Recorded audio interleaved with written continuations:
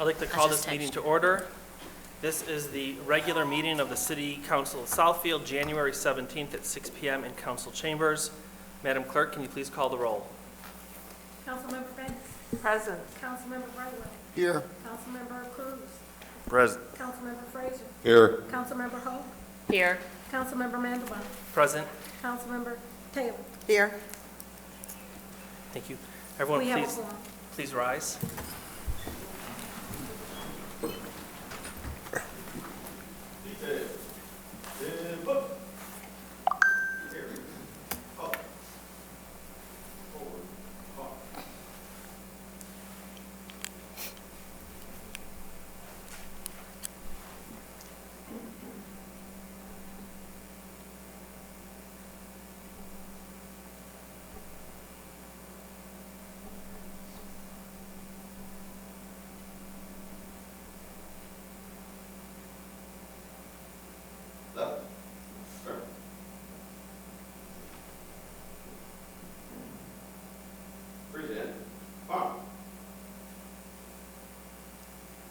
I pledge allegiance To the flag of the United States of America and to the republic for which it stands, one nation, under God, indivisible, with liberty and justice for all.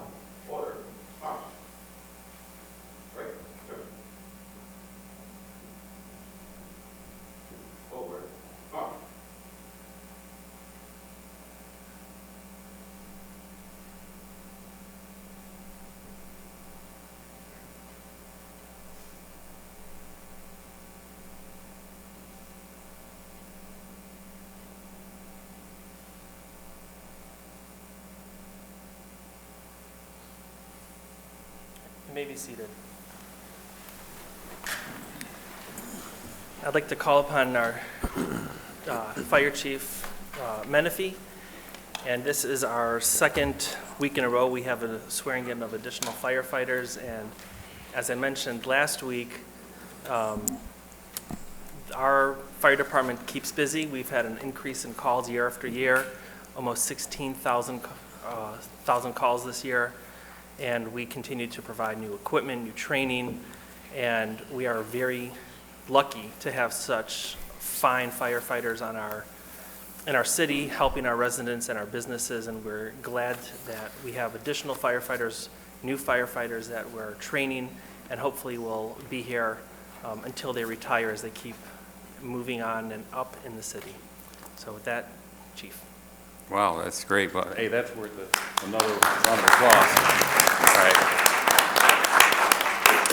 So good evening, Mr. President, Council, Honorable Mayor, City Administrator, other elected officials. We have residents, visitors of Southfield, and our business partners.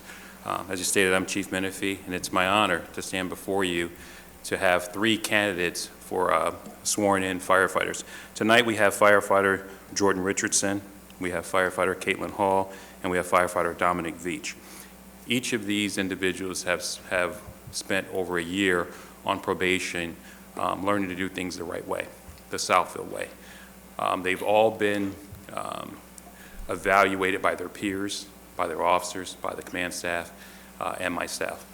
They've learned how to properly do search and rescue, how to do fire attack, how to drive an EMS truck, how to drive a fire truck, you know, how to do EMS the proper way. And I'm here to say that everyone has not only met but exceeded our expectations in the fire department. So I'm truly blessed to give you these three individuals to be sworn in this evening. I'd like to start with firefighter Jordan Richardson, badge number 337.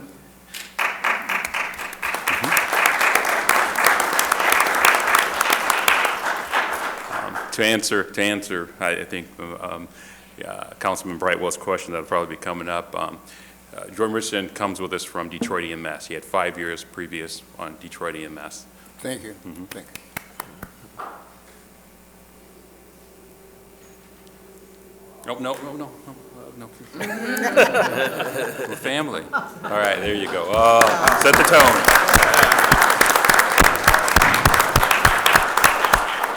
Can't embarrass a couple firefighters, but what's the sense of being chief, right? So we'll have firefighter Caitlin Hall. Badge number 348.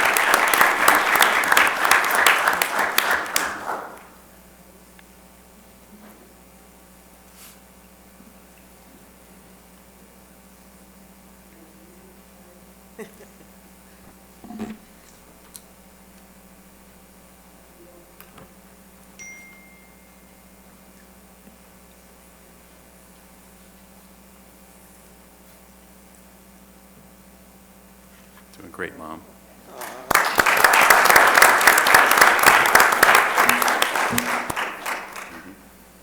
And last but not least, firefighter Dominic Veach, badge number 350.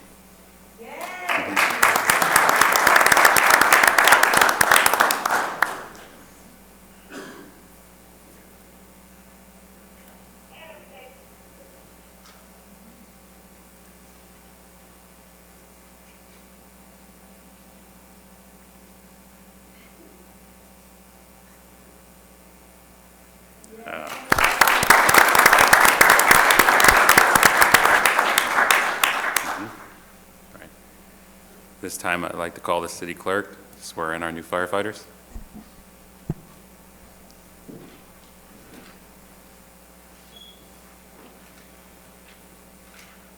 It is my honor to present the oath of office to firefighters Jordan Richardson, Caitlin Hall, and Dominic Veach.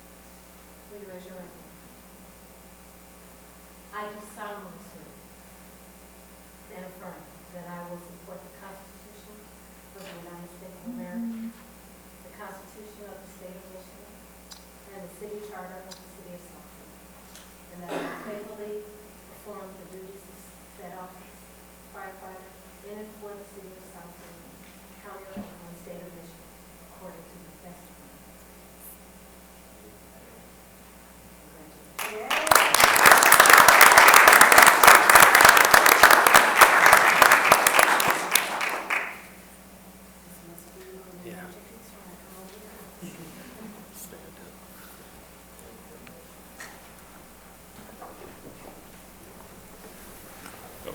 Take the.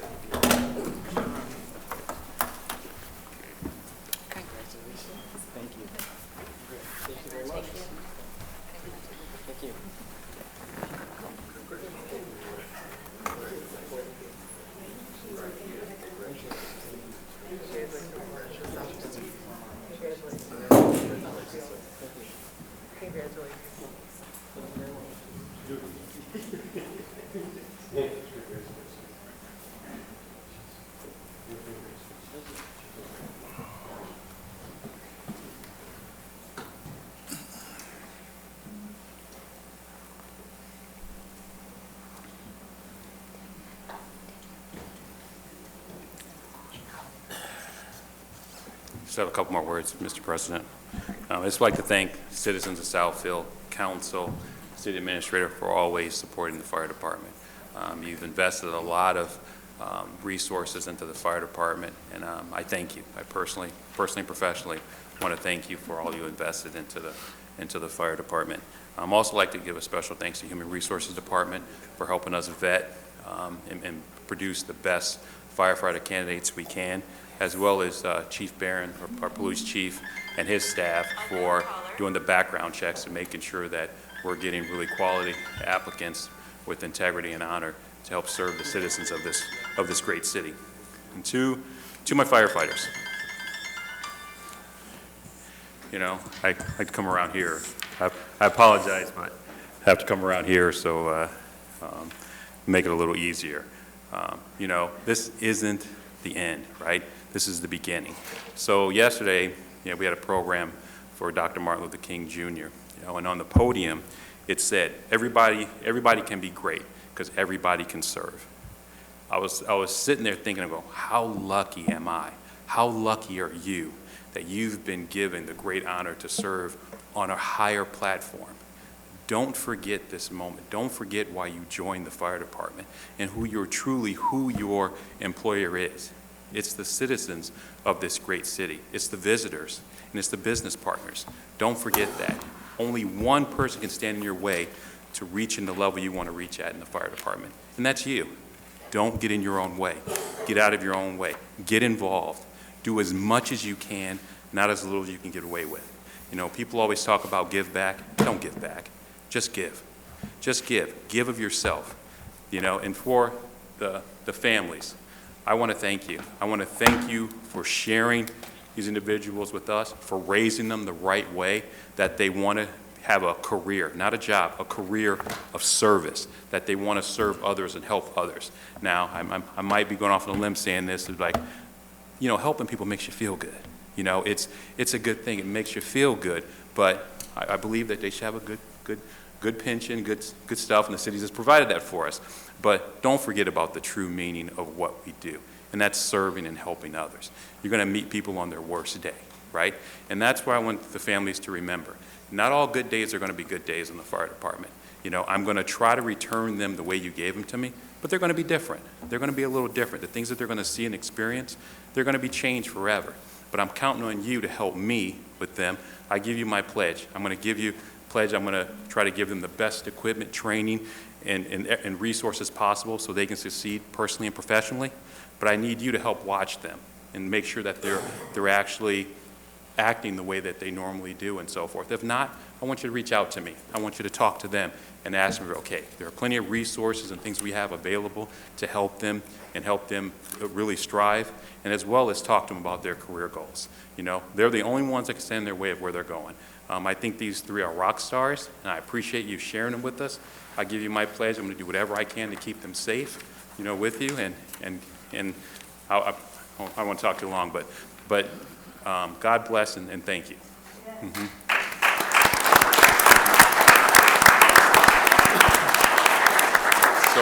So at this point, Mr. President, we're gonna leave as a group so you can get on with the council meeting. But I do appreciate the opportunity to present these firefighters to you this evening. Thank you. Thank you. Thank you. Thank you. Thanks, Chief.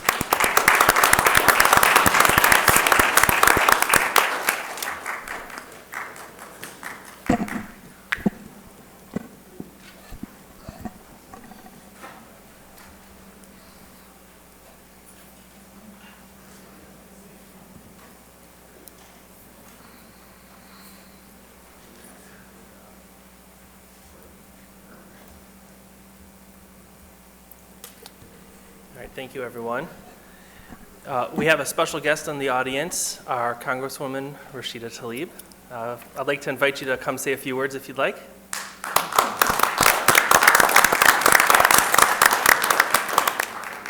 Thank you, Council President, and all the council members, and of course the mayor and the clerk. Thank you for I know you're going to be great partners in making sure that we get our fair share of resources on the federal level. I'm excited to work with all of you. I will pop in once in a while. I do not have to speak every single time. I really just like to come and be in space, and sometimes I learn so much more being at council meetings. And so just know that, again, really appreciate this. We are going to have a Southfield-based office. Know that I am the only member of Congress. I actually had 4 neighborhood service centers. We're going to have 3 this time, and working on a 4th one depending on where our constituent services programs go.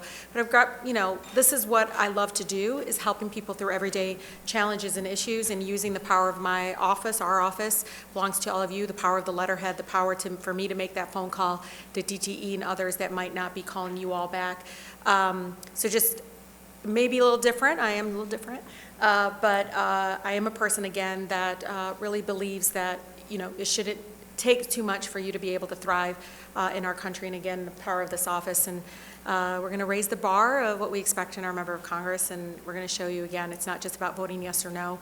It's also about, again, delivering on constituent services. So again, I appreciate this opportunity and look forward to working with all of you in the future. Thank you. Thank you. Thank you. Madam Chair, Mr. Chair. Yes. Representative, I definitely want to thank you for having an office and opening an office here in the city of Southfield. And this is an ideal location. I think our citizens definitely appreciate that. And the whole city council appreciates the fact you will have an office here within our walking distance of our complex. Yeah, no, just know that, again, this is not going to be a regular district office. It is a neighborhood service center. So this is where most of my team members will be there. I don't care if it's issues with paying your water bill, utility bills, but also we got a lot of our residents, especially in Southfield, that might have issues, Social Security, Medicare, you name it, even some past medical bills, things like that. We've worked with our hospitals, we worked to other folks. Again, the power of our office to be able to be our advocate. So just know it isn't just a place for us to have meetings, it's actually for people to come and get services from my team members. And it is one of the things that most of my current past residents, and many of them are my current now, absolutely loved. And again, it works wonders when the member of Congress is calling on your behalf. And I love doing it. And so again, I appreciate it and I look forward to representing you in Southfield. Thank you. Thank you. Just like to add, thank you very much for attending our Martin Luther King program yesterday. We appreciate your presence at the program. Thank you. Right, thank you. Next, we have communications. The Southfield City Council has established the following rules of procedure for all speakers. No speaker may make personal or impertinent attacks upon any officer, employee, or city council member or other elected official that is unrelated to the manner in which the officer, employee, or city council member or other elected official performs his or her duties. No person shall use abusive or threatening language towards any individual when addressing the city council. Any person who violates this section shall be directed by the presiding officer to be orderly and silent. If a person addressing the council refuses to become silent when so directed, such person may be deemed by the presiding officer to have committed a breach of the peace by disrupting and impeding the orderly conduct of the public meeting of the city council and may be ordered by the presiding officer to leave the meeting. If the person refuses to leave as directed, the presiding officer may direct any law enforcement officer who is present to escort the violator from the meeting. Each speaker will have 3 minutes. The first speaker is Roberta Kottman.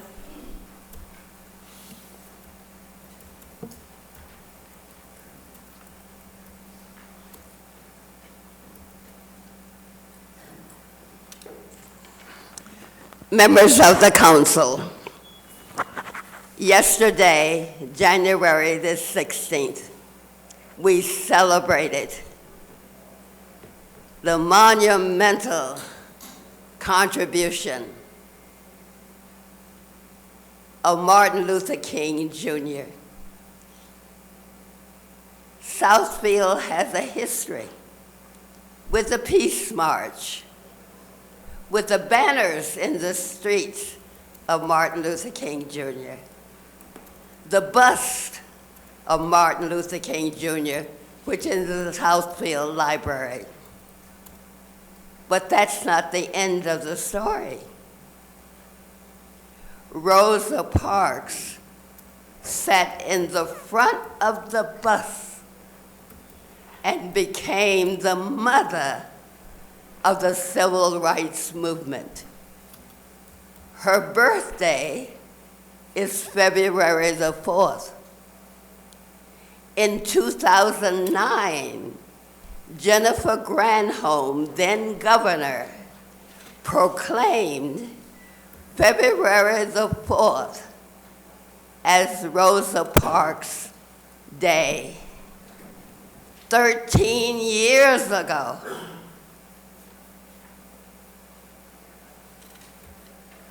Rosa Parks is a member, a citizen of Detroit, worked in John Conyers' office. The bust of her. What I am proposing is that the city of Southfield, in honor of our Michigan citizen, Rosa Parks, that February the 4th be proclaimed as Rosa Parks Day in Michigan. It is the first annual, so that it will be celebrated every day. The bus of Rosa Parks, not the bus, but a bus from the Cleveland Avenue line is in Henry Ford Museum. There is a statue of Rosa Parks in the Congress of the United States. It is the time now, Southfield, that we honor this woman and that we look forward to the City Council. February the 4th is Rosa Parks' birthday. Thank you. Mr. Mayor? We heard about this in advance, so we'll do a joint resolution for next meeting on next Monday, council and mayor to celebrate Rosa Parks. We were planning a resolution in honor of Black History Month, so we'll do that as well. All right, perfect. Thank you very much. All right, next is Mr. Donald Fracassi.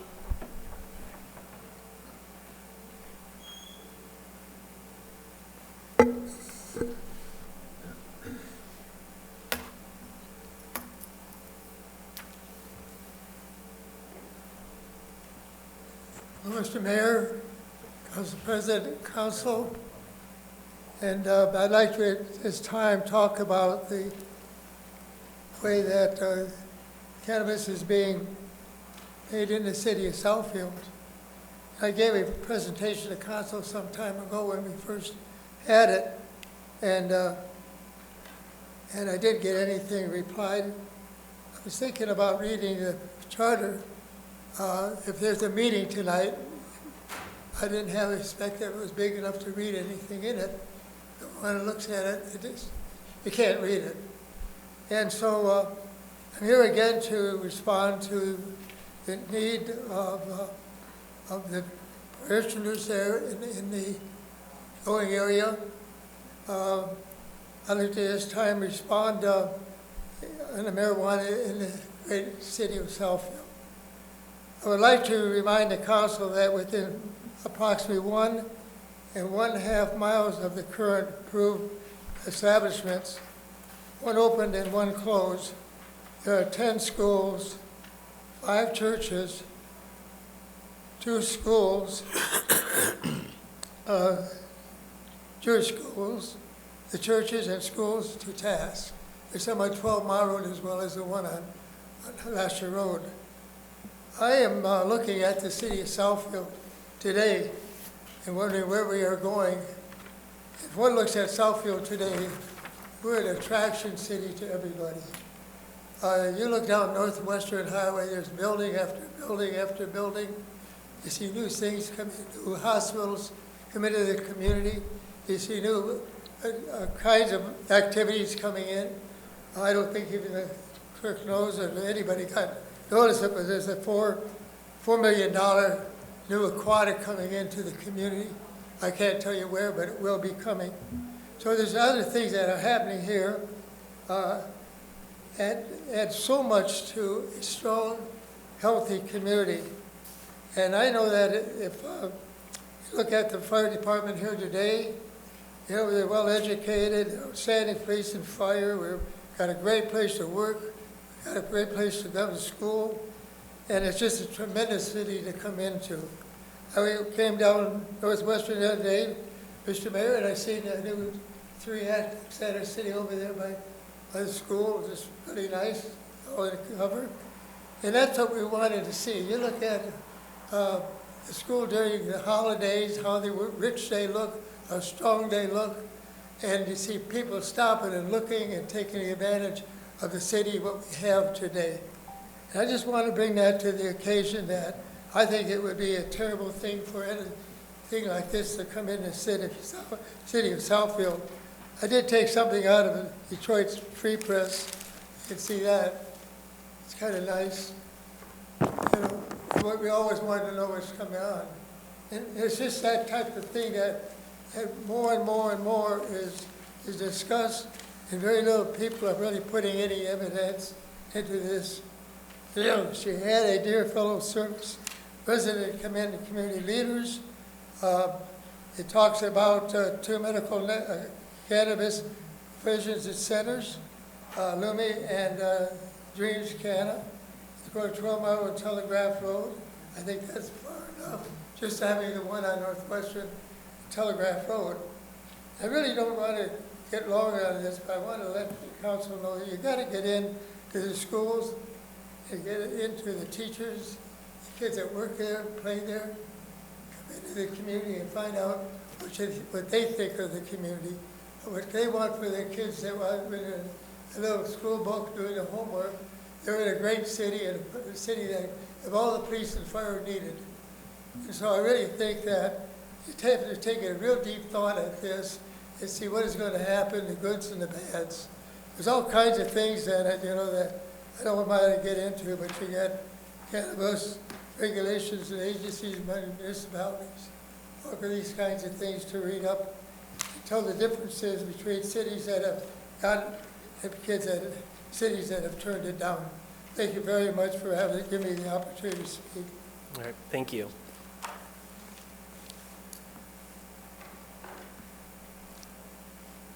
We seem to have had some problems with our clock, but we seem to be okay now. Take over 3 minutes? A little bit, but it was okay. Did I? The clock wasn't working, so I gave you extra time. All right, next we have Anthony Martin.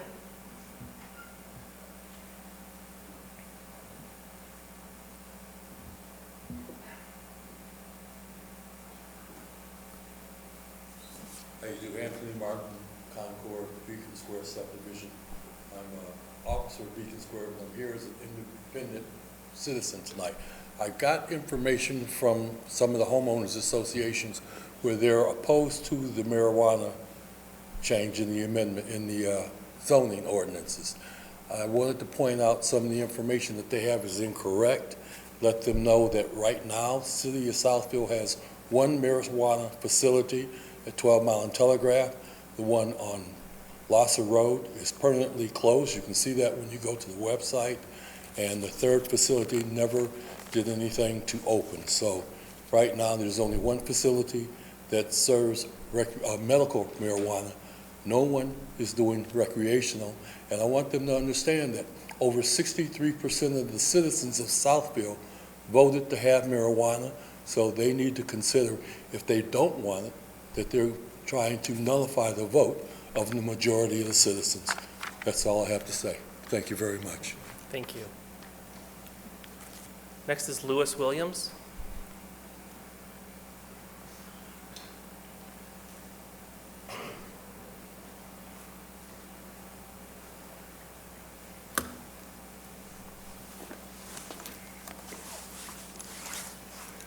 Good evening. I come again to urge that we not allow recreational marijuana businesses to open and operate in our city of Southfield. I have a number of concerns. One of the main concerns is the negative impact that this could have on our young people. We don't want recreational marijuana businesses enticing or attracting or in any way hampering our youth. We want our youth to focus in on their schoolwork and developing themselves as quality adults. We don't want recreational marijuana businesses distracting them in any way. Another concern is that most people, I know I would not want to live near a recreational marijuana business. That would not be a favorable environment to live in. I think most people would agree with that. So I suggest that we not subject any one of our citizens to that situation. And another concern is the likelihood of an increase in crime in the area of the recreational marijuana business. And certainly, we don't want to do anything that may increase crime in our city. We call Southfield the All-American City. That's a good name. It speaks well of our city, the family city. I don't want it called the marijuana city. I don't want people to say, truthfully, go to Southfield and get as much marijuana as you want. I suggest we let those businesses go elsewhere and not be a part of our great city. Thank you. Thank you.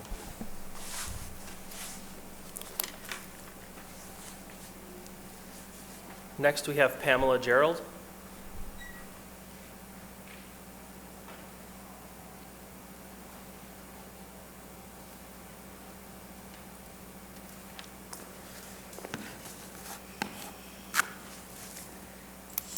Well, before my time starts, I just want to point out to council that the first two speakers to go way over 3 minutes.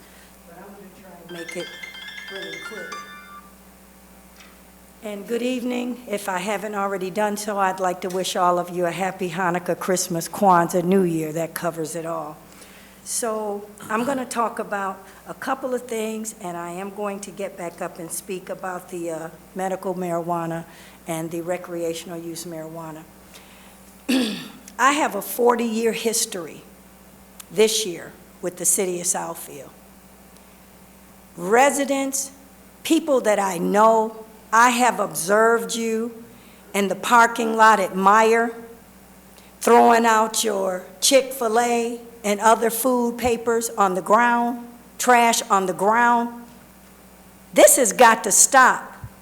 Put a damn plastic bag in your car and put your trash in your car. The other part to that, GFL, sloppy.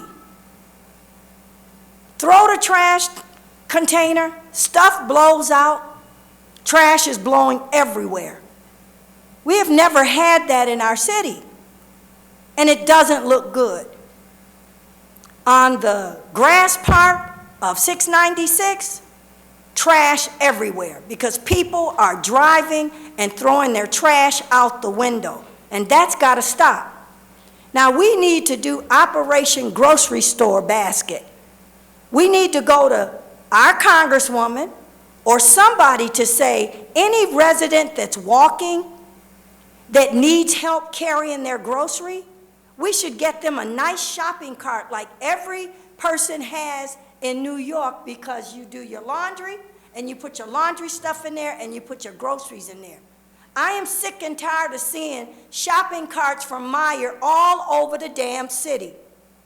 And what's being done?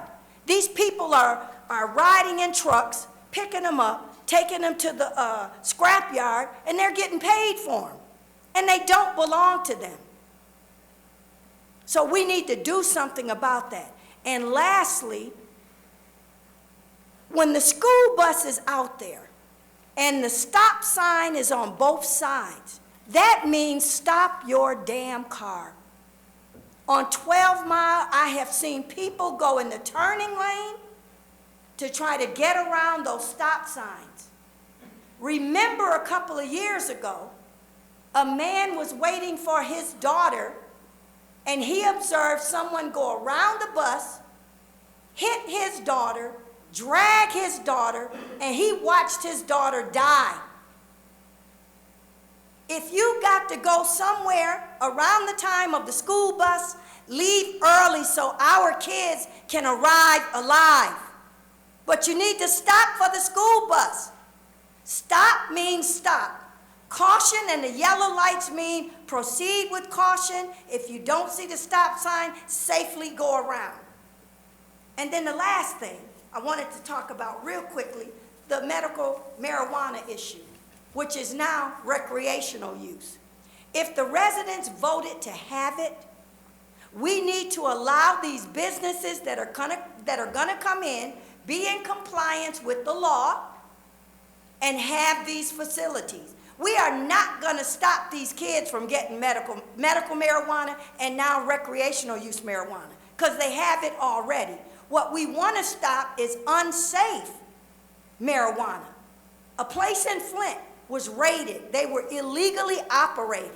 When the weed was tested, it had high levels of lead. Now, where would that come from? The lead that's in the water. Flint water crisis. So we're not going to get rid of it. These kids are going to get it. They're going to school with it. They're doing it. All we need to do is make sure, if we're going to have it in this city, that it's regulated and it's tested, and let people do what they need to do. But the residents voted for it. So you can't say to the residents, you voted for it, and now we're going to suppress your vote that you voted for it. So Thank get you. this done and get this ordinance and get it passed so these people can make a living. Thank you. Next is Delphine Davis. Last name Davis.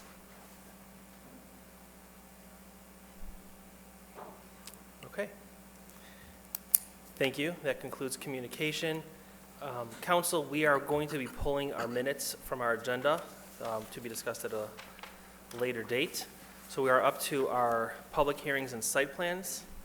And the first two items, I believe, will be discussed together.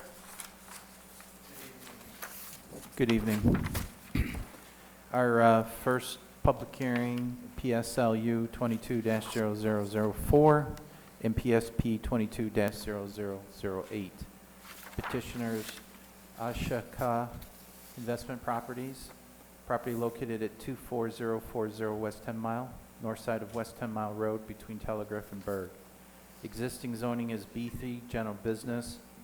The special land use request is to allow for general office use.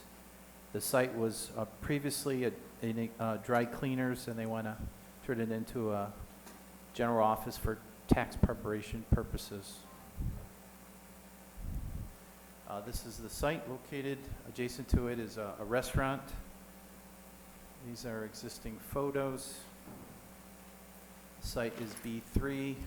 It's in the technology quarter sub-area. This is the layout. The left-hand side is where the tax office would be. The right-hand side is the existing restaurant.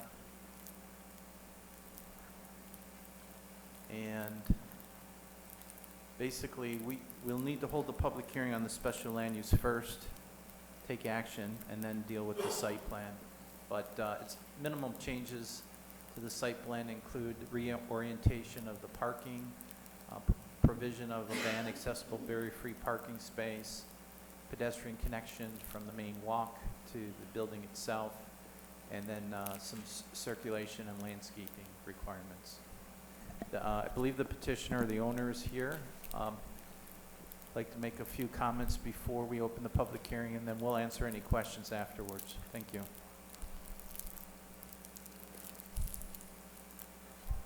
Can you please state your name and address for the record? Yeah, my name is Bahan Nejam. You want my address or the building address? Building address is fine. 24040 West 10 Mile Road. Thank you. You're welcome. Do you have anything you want to add that the planner did not include? No, basically, we just trying to, this building was vacant for a very long time, and we just trying to have successful business there. And we're trying to make it look as nice as possible for the city and for the business as well. If we could, through the chair, could we have the petitioner that's going to open the tax business, if you could tell us a little bit about what you're planning on doing, introduce yourself to the council, please. Hey, how y'all doing? My name is D'Angelo Huey, tax professional. Just basically doing tax preparation there. We're working on a lot of the outside landscaping so we can get a certified for occupancy. The building, we had certain inspectors come into the building. We almost, we got one more inspection before we finalize all the inspections, right? Yeah. And Certified of occupancy. yeah, certified for occupancy, and yeah, really ready to get started and make this building shine and paint it some more and put up a a big new sign, and Okay, thank you. All right, so we'll ask you to sit down while we have a public hearing, and we can bring you up afterwards. I'd like to now open a public hearing for a special land use request of Ashaka Investments to allow for general office use at the property located at 24040 West 10 Mile Road. Please state your name and address for the record. You'll have 3 minutes. Ms. P. Gerald, P.O. Box 155, Southfield, Michigan, 48037-0155. My telephone number is 248-346-0439. It's nice when we have buildings in the city of Southfield that's been vacant for a while, and a petitioner or a potential business comes to the city of Southfield and wants to do something and develop that business. The only question that I have to ask these petitioners is, did you contact our police department and fire department to make sure that you have water suppression, like the fire things that go off when there's a fire and they sprinkle the water? Did you talk to our police department about crime prevention? Are you going to have any cameras around your facility? You know, it's great to come and rehab the building. It's great to have beautiful landscaping, but we do want the buildings to be safe. So a conversation with our police and fire department should take place. So I don't really have a whole lot to say. I take it you're going to be doing taxes in the right way, and your company is familiar with all the new tax laws, and we have an aging community, so your prices should be great for our seniors to use your service potentially. But just answer my question about, did you seek out the recommendations and the advising from our public safety and our city administrator? Thank you very much. Again, this is a public hearing for a special land use request.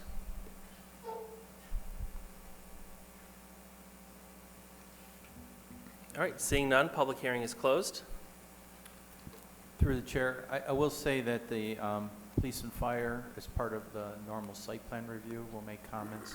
And then the building department, as part of their inspections, will coordinate with the fire marshal, should it be required based on the occupancy, the size, the type of use in the building.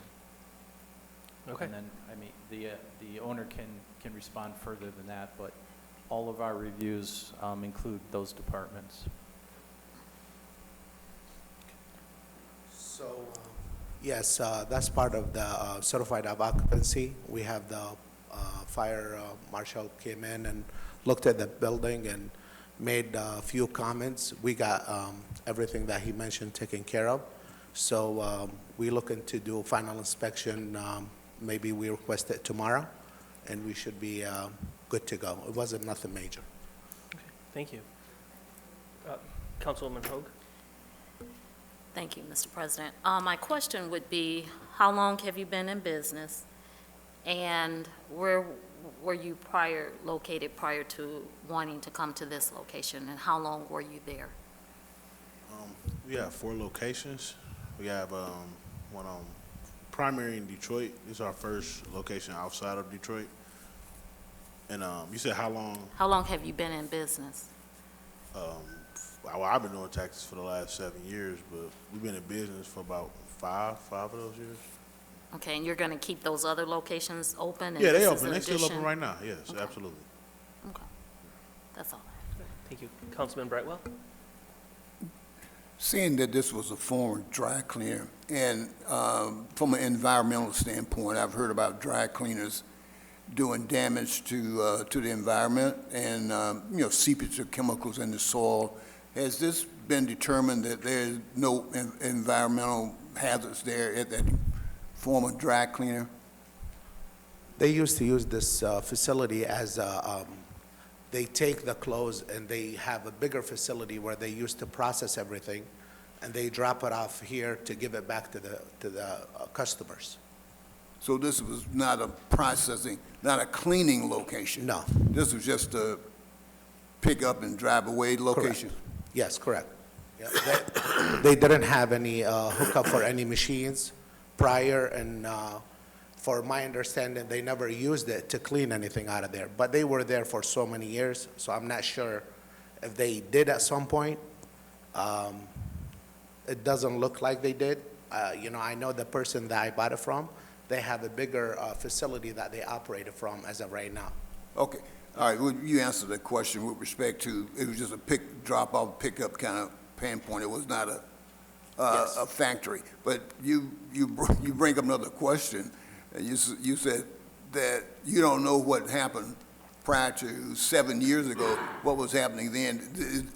What I'm getting at, is there a need for environmental study for that location? So if I may, part of the recommendation from the city planner is that they have to submit a Phase 1 environmental report.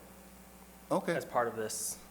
I think that's what you're looking for. Yeah, so that's the answer to the question? Yeah, so the Phase 1 is typically a review of the businesses that were there to see if there's potential contamination. Then a Phase 2 would be required if the findings suggest that there was contamination there. Okay. Terry, could you repeat that? Because I'm trying to, I think I got an answer, but I'm not sure you guys So confused me. typically, Phase 1 is an investigation of all the uses that happened at that site to determine if there's the potential for any environmental contamination. Was there underground storage of a gas or petroleum? Right. Or oil, fuel? Was there a business that located there, potentially if they were using chemicals to dry clean? Sure. Then the next step after that, if something is found that there's the potential, then you could do a Phase 2, which includes some testing on site. So part of our recommendation is that a Phase 1 environmental report regarding the laundromat be conducted. All right. Okay, thank you. And I believe you could contact our business development manager, Ms. Shelley Freeman, that might be able to assist with any brownfield investigations. Okay, I'm just wondering about the Yeah, environment. whenever we hear laundromat or something like that, we usually recommend a Phase 1 environmental. Okay, all right. I just don't want people working there dying. Well, we don't either. From exposure. Okay, it's good enough. I think I've got Mr. it. Zorn might have more to add, but that's typical as a Phase 1 to Okay. start. Yeah, they don't have anything that indicate that they had machines in there that they were cleaning. They always used to use it to drop off and pick up. Okay. You know? All right, good enough. Thank you. Mr. President? Yes. If I could comment. The Phase 1 most likely will lead to a request for Phase 2, just the nature of the business, but more importantly for this business owner, they want to get the protection provided to them under Michigan State statute as well as the Small Business Relief Act, and that is that a baseline environmental assessment. In layman's term, it's a date timestamp of these folks weren't responsible for anything in the past. That's very important. They would obviously have the protection of not being an operator. I also, while our Congresswoman is still sitting in the audience, make a plug. The Phase 1 is an excellent tool that we receive EPA assistance for, and Southfield uses that in conjunction with Oakland County. And as Planner Crote has made reference to, we make those referrals all the time for Phase 1. If subsequent Phase 2 environmental investigation is necessary, there's usually a cost-sharing arrangement with the Oakland County Brownfield Consortium, which Southfield is a member. And those are federal funds from the EPA. They are a blessing to the community, and we're grateful because they help move people to maybe investigate sites that other folks might not want to touch. But getting that protection provided by the law is extremely important as well. Okay, I'm good. Thank you. Okay. Thank you. Councilman Frazier? My question's been asked and answered. Okay, thank you. And Councilman Hoag? Yeah, I'm sorry, I just had a follow-up. So let's assume everything passes as far as the city. How soon would you be opening this business? We're trying to open as soon as possible. We didn't have to do anything to the building besides just paint. And we already working with the city to get certified of occupancy. So as soon as we get that taken care of with the city, we should be ready to operate. Okay. Okay, thank you. All right, Planner Crode? Yeah, we recommend favorable approval, subject to the items listed in your packet and on the screen, which does include the Phase 1 environmental. Okay, thank you. Council?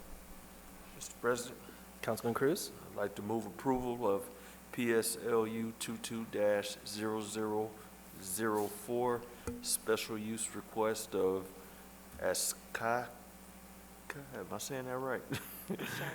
Ashaka, I'm sorry, thank you. This glass is still not working. Investment Properties LLC. Support. It has been moved by Councilman Cruz, supported by Councilwoman Taylor, to approve PSLU 22-0004. All those in favor? Aye. Any opposed? Motion carries. Next item would be the site plan approval. If you have any further questions on that, I'd be happy to try to answer it. Council, any further questions? Okay. Mr. Chair? Yes. I make a motion that we approve PSP 22-0008, the site plan review requested of Ashaka Investment Properties LLC as presented here tonight. And if I Support. could, no, I'm sorry, I just, subject to the list of items on the screen there. Thank you. Amended to subject to the items listed Thank you. and presented here tonight. Still support. Okay. It's been moved by Councilwoman Taylor, supported by Councilman Cruz, to approve PSP 22-0008, site plan review request of Ashaka Investment Properties LLC as presented. All those in favor? Aye. Any opposed?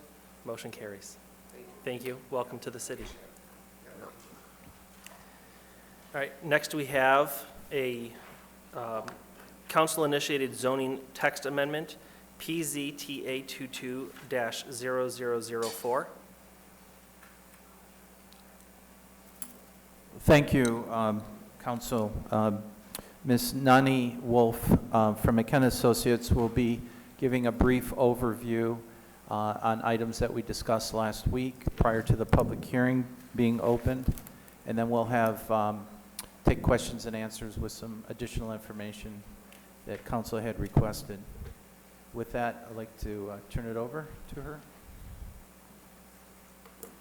Good evening, Honorable Council. You may remember Mario Ortega visiting you last time. Mario could not be here tonight, so my name is Nani Wolf, and I'm happy to present for you today. Obviously, where's the receptor for this, Siri? Just point it. Oh, there we go. That is not me. But I am an associate planner also at McKenna, and I will say Mario is the absolute expert in this field, so if you have a question today that I cannot answer, I will absolutely write it down and he will get an answer for you. So this is going to be an abbreviated version of the presentation that you received last week. This is for the benefit of the public because immediately following the presentation, you will have the public hearing for this zoning amendment, after which you may choose or not choose to act on the amendment at this time. So first, covering what is adult use marijuana. Adult use marijuana is recreational marijuana, marijuana that can be purchased by anyone over the age of 21 and used recreationally at their homes. It is regulated by the state agency, the CRA, and it is regulated under its own independent law, which is the Michigan Regulation and Taxation of Marijuana Act. There's a lot of acronyms coming up in this presentation, so just get ready. We also want to cover briefly what sections of the city code currently regulate marijuana. Southfield currently has marijuana regulations divided into two categories under the licensing ordinance.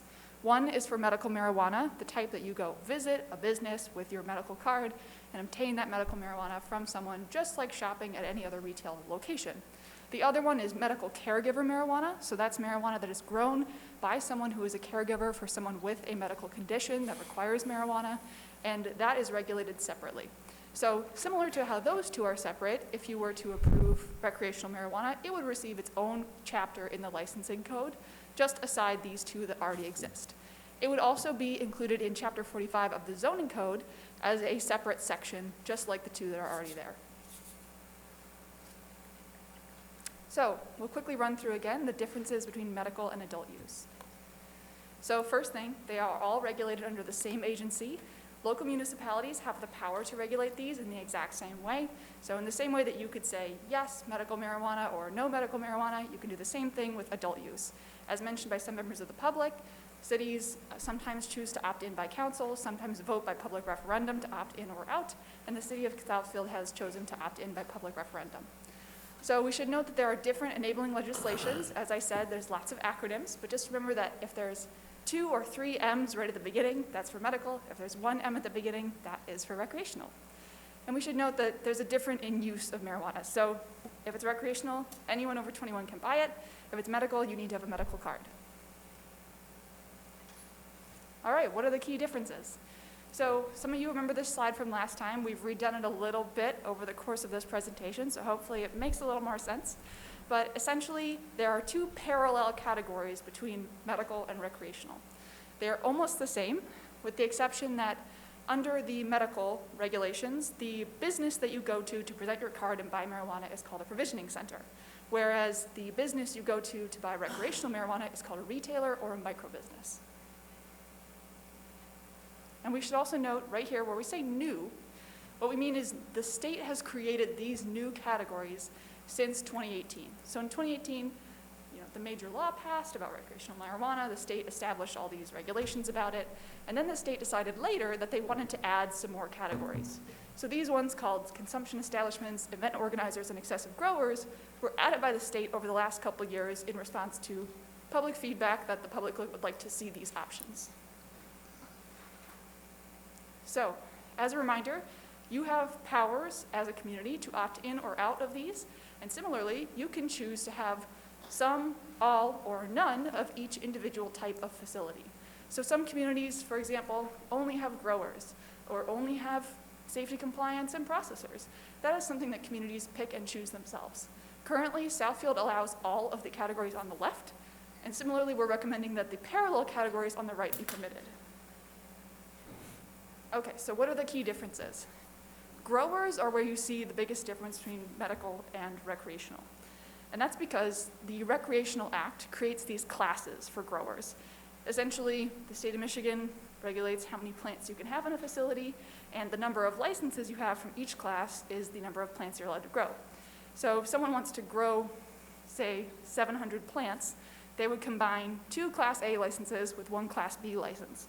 A question we received last time is, how do you determine how many licenses someone can have? And the answer is, it's the capacity of their individual business.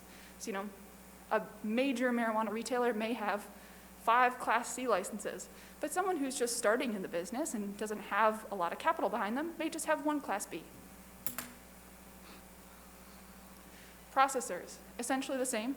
Someone that takes the raw plant from the facility and turns it into something that people can smoke or ingest in some other way. Secure transporters, this is just somebody who is licensed to take marijuana from facility to facility for every other type. Safety compliance, very similar. These just test the marijuana to make sure they're not contaminated. They don't have illegal substances in them or contaminants or pesticides or anything like that. And then provisioners and retailers. So as I mentioned, these are very similar. These are the businesses where you walk in and pay someone and walk out with your product. But they're just named different things under each act. All right, key differences in licensing and zoning. So what is the same? We have, at the direction of council and staff, recommended that the distancing requirements for medical marijuana remain the same for recreational marijuana. So over here on the right, you'll see it's 500 feet from a residential district, residential use, drug-free school zone, adult use, which is things like mean, we don't have a lot of adult uses in the city, but say you had a strip club, it'd be 500 feet from that. Schools, religious institutions, childcare facilities, and parks. And then 1,500 feet from pawn shops and alternative financial services. We also recommend the same special land use procedure be used for recreational marijuana as medical, and that the uses be permitted in the same districts.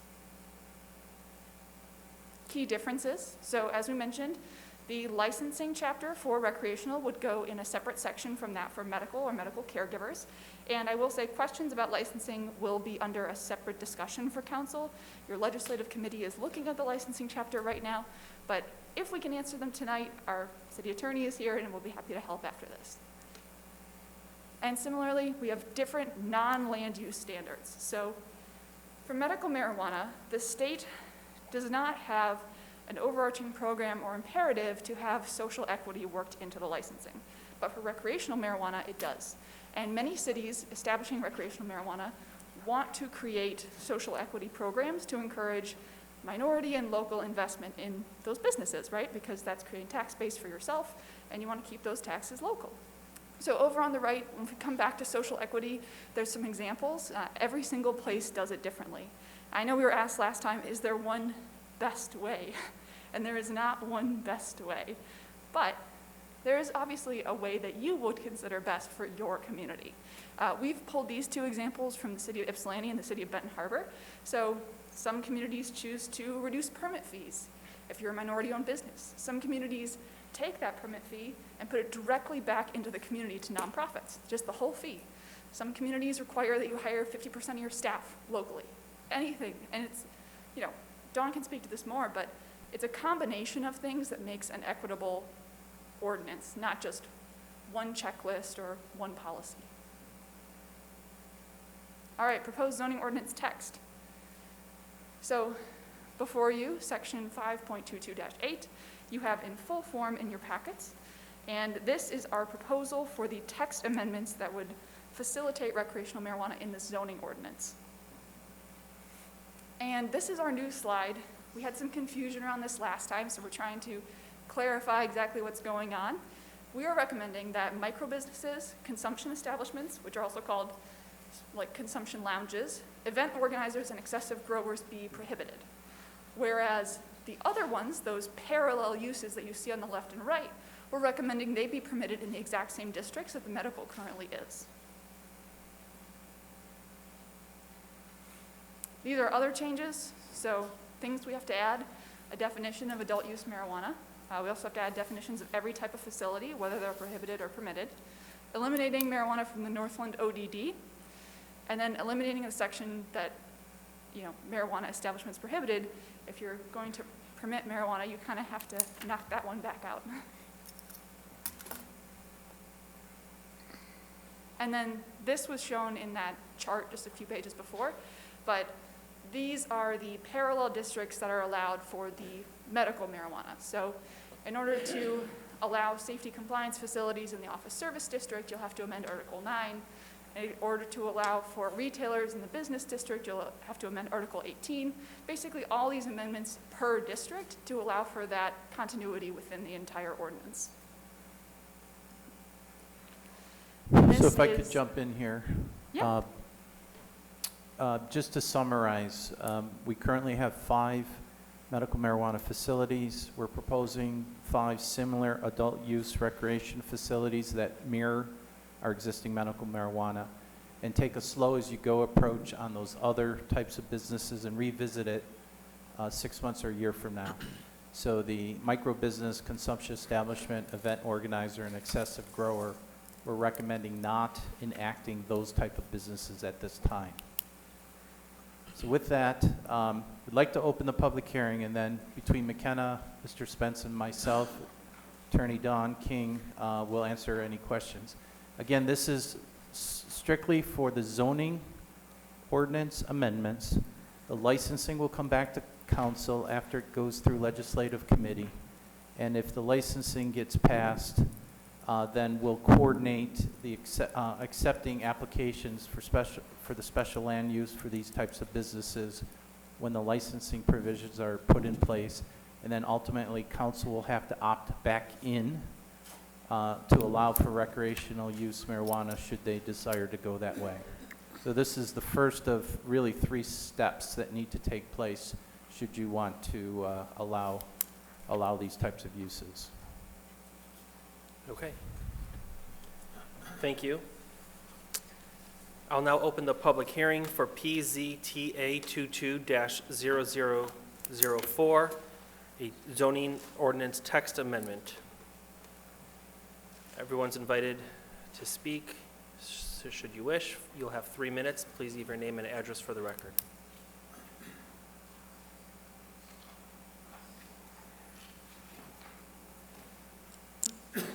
Good evening, council members. John Abbo on behalf of Loom Cannabis Co. located at 26760 Losser Road. I just wanted to thank the council members and the mayor for moving forward with this adult use zoning ordinance. It shows that you guys have listened to your business owners and understand that it's nearly impossible to be profitable in this industry without adult use or to have a successful business. Our businesses are suffering, so we are very appreciative of this moving forward. As you know, we've made a significant investment into the property at 11 Mile and Losser. We also hired a full staff and unfortunately had to close 3 months later as we could not survive to stay open. We're extremely excited and eager to rehire the staff for the facility and get our site operational again. We've already reached out to to our previous store manager, as well as the previous assistant store manager, alerting them that we may be opening very soon. However, we haven't been able to give them a timeline just yet. The only thing that we ask the council to consider is to prioritize those medical license holders who've already made significant investments in the properties. In Loom's case, this is over $1.5 million. We understand that the city needs to go through the specific legal processes to prove adult use in the city. However, we ask that you help us medical license holders who are losing money every day and have 20-plus jobs ready for hire. We just ask that the process move forward in a timely manner, which it has, and we're very appreciative of Mr. Crode and Mrs. King on moving this process forward. We've already received special land use for medical. We'd prefer not to have to go back through the special land use and planning commission process for our rec approval, as it does seem a bit redundant. We're worried that there will be plenty of newcomer applicants bombarding planning staff with adult use applications. However, if the council does determine that special land use is necessary for adult use, we ask that you let us apply now while the council finalizes the licensing ordinance to help fast-track this process. Several other cities have allowed for this approach, such as Saginaw and Walled Lake. We also ask for a similar prioritization process to take place for the licensing ordinance. We'd hope that we can apply sooner or be grandfathered in so that we can open our doors quickly, as we went through the licensing process already. We're also worried that the AU licensing application process for newcomers can take several months. We're very eager to open our doors back up and rehire a staff of 20+. We also, in talking with our staff, we feel that we'd be able to be open and ready within 30 days from when the city says go. So we thank you for your time, and we look forward to opening in the city of Southfield. Okay. Thank you.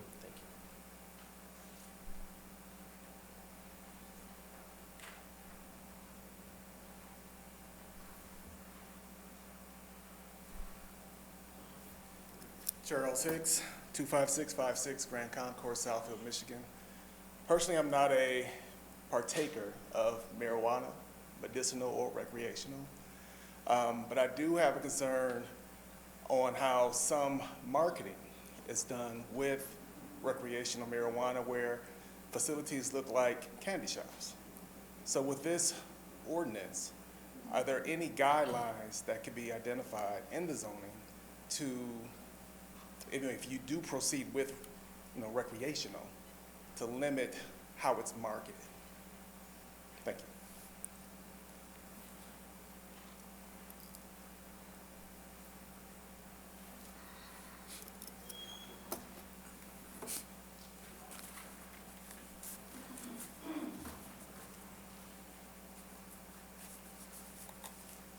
you very much for the time. I'd like to turn these papers over to the planner for him to make pictures for all council. Is that okay? That'd be fine. Thank you very much.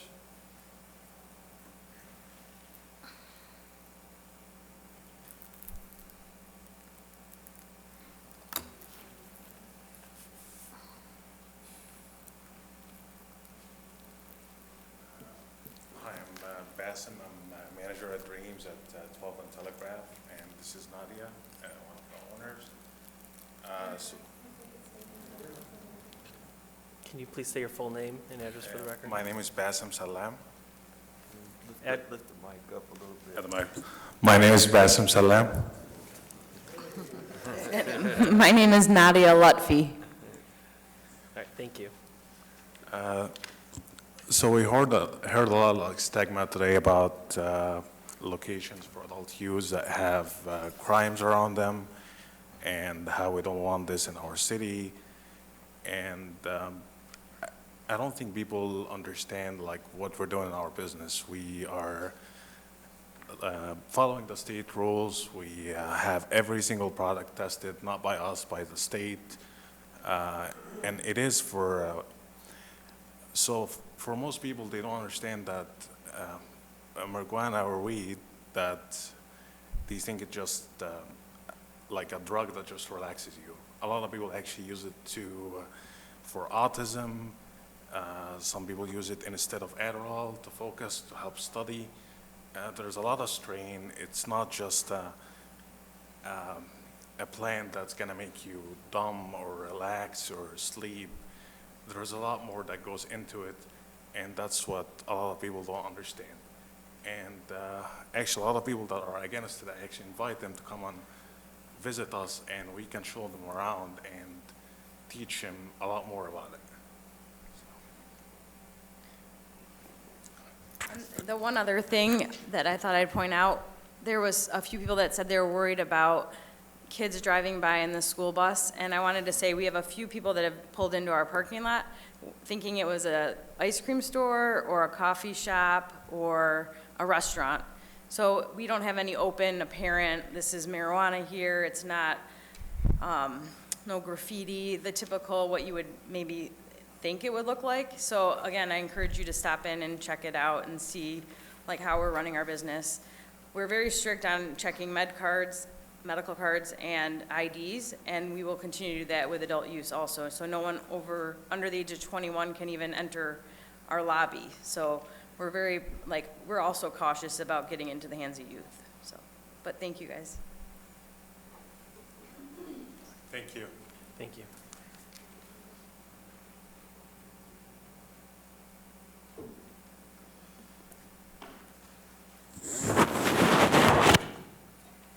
P. Gerald, P.O. Box 155, Southfield, Michigan, 48037-0155. My telephone number is 248-346-0439. I have known the Lutfi family for 40 years.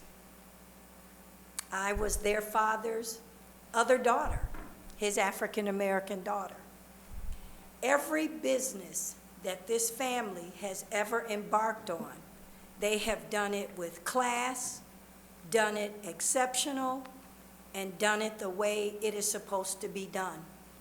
And I don't have to tell you, if you've been in Southfield, that BP gas station that you see right there on 12 Mile and Telegraph, that facility across the street where Five Guys, that's their property. So they have done it and done it right. I missed the deli, but okay. So let me just say this. Kids are getting medical marijuana, but they're getting it in the streets. We're not going to be able to stop it. It's been around for a long time. So if you can regulate it and have it tested, I think that's the best thing that you can do. They obviously, and we went to their ribbon cutting grand opening. It is a beautiful place. You don't even smell it when you walk in the door.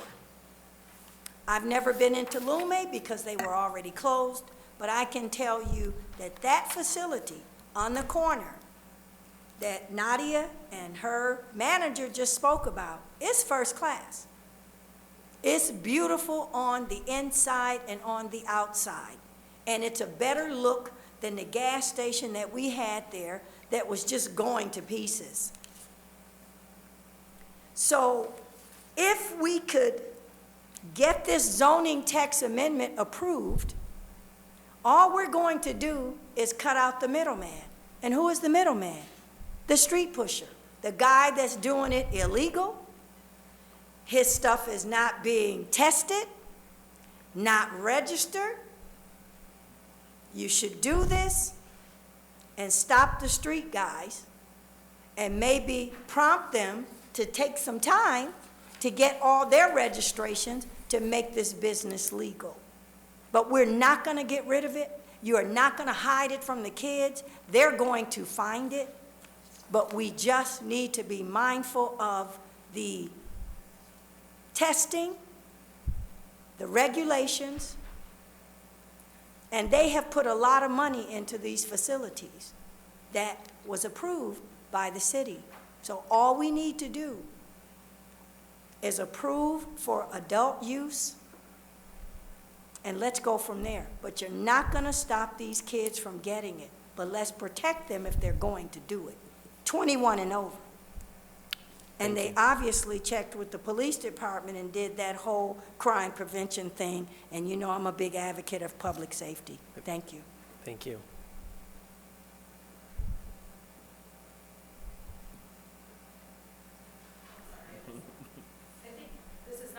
I think it's important to know, the Safe Banking Act, is something that you all should be aware of.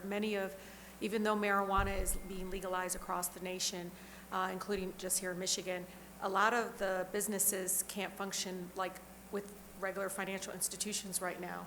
And the Safe Banking Act, which is supported bipartisanly, got through the House. We thought we were going to get it through lame duck, did not pass. So a lot of these businesses are still functioning through cash transactions, and they'll tell you that. But I think just want to piggyback on someone that absolutely supports, wanting to legalize marijuana and making sure that we move forward with what we passed through the proposal. But I just want you all to know, I'd love to take you on a tour of some of my communities I used to represent, including River Rouge and other places, that, again, the way it looks on the external really does matter, and it can look really beautiful to us, but when it starts looking like a place that kids want to go, I showed them a couple pictures. I came by, I didn't even know, based on the name, that it was a marijuana place, because it looked like it was, for like sweets or something, bakery and candy. No, I say that genuinely because as a mom, you're driving by these places and you know your kids are going to look and point to it. This is not to stop it, just to be aware of it. We learned a lot. I think we can learn a lot from folks that were able to proceed with this in their communities. And they were able to move forward and get the process expedited. But I know that some of my residents who are very supportive, were like, man, I didn't know it was going to look like that. So just remember that, because they're going to come back to you and say, well, I didn't know it was going to look like that. And I'm sure many have said that they look beautiful places, but not all will do that. So I just want to caution you all. But again, Safe Banking Act is really important, and just know I'll continue to support that to make sure that, again, they're able to access financial institutions so that we can get them closer to, again, being able to move away being a cash transaction industry. Thank you.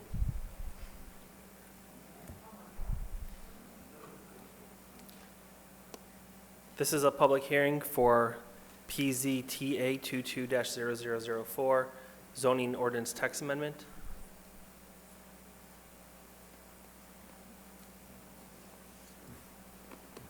Yes, I continue to be opposed to the plan to have the recreational marijuana here in the city. I'm sorry, can you please give your name for the Oh, record? I'm sorry. Lewis Williams, Southfield resident. I continue to be opposed. I don't think it's in our best interest. I'm still concerned about our youth. I'm concerned about people who would have to live near the recreational marijuana business.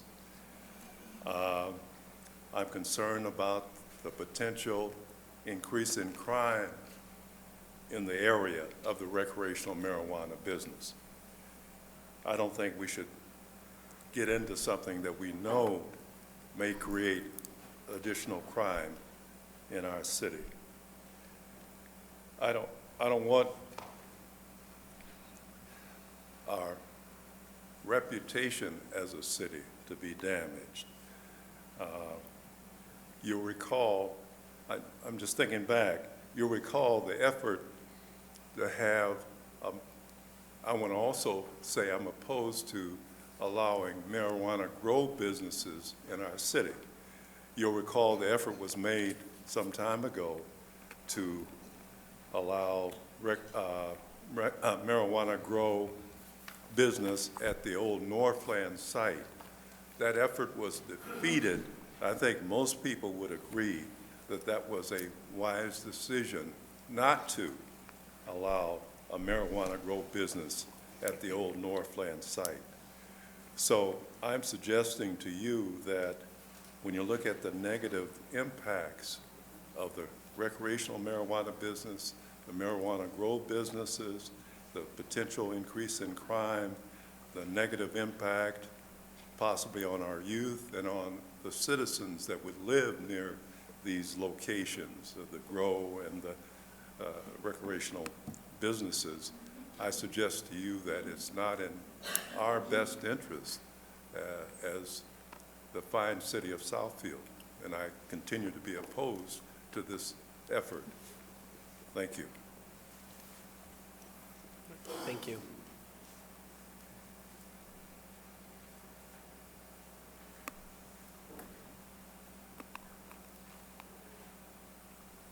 Thank you. My name is David Drazen. I live at 25401 Farmbrook, and I've lived in the city since 1966. And we've heard from all these people that I don't believe are marijuana users. They have misconceptions about marijuana and drug use, or its use, I should say, both recreationally and medicinally. I use it for both. Thinking it's going to be in our schools or hurt our kids is, I don't know. It's been in our schools. I went through kindergarten through 12th grade. It's been in our schools for 40 years, and it's not going to change. In fact, maybe making it legal, selling it legally, certainly ensures the quality, the purity of it. There's no harmful things added to it that you might get from a guy on the street. We're not creating red light districts. We're creating safe places to buy something and consume it. It's, I don't know what the crime would be, but I would think it would be less because we're selling it legally and have these places to get it. It's, times have changed and we should embrace it. We're going to lose out to the other cities that have it. People are going there already. It's going to be on 8 Mile Road soon. I think it's a good thing. We should make it happen. I know the Lutfies too, and they're good people. They make things happen here in our city. I think y'all know that too. Thank you.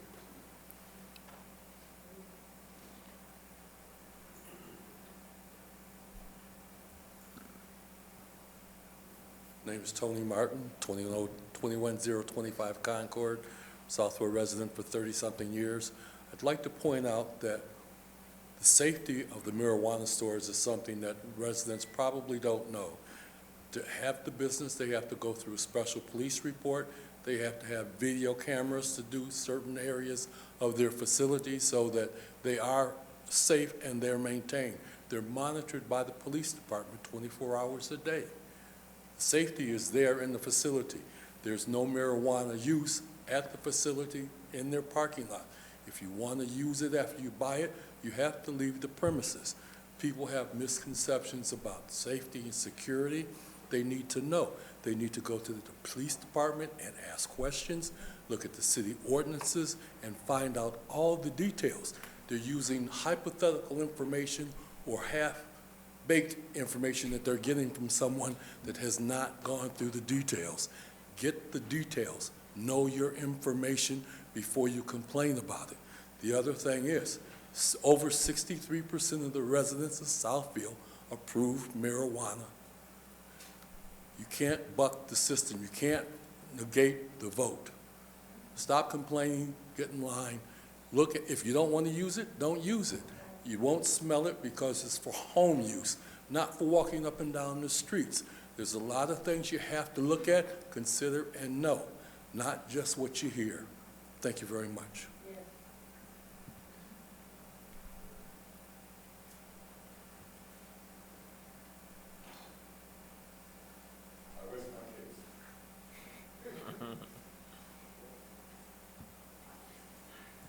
Good evening. Michael Zacks, 20720 North Home Street, Southfield, Michigan.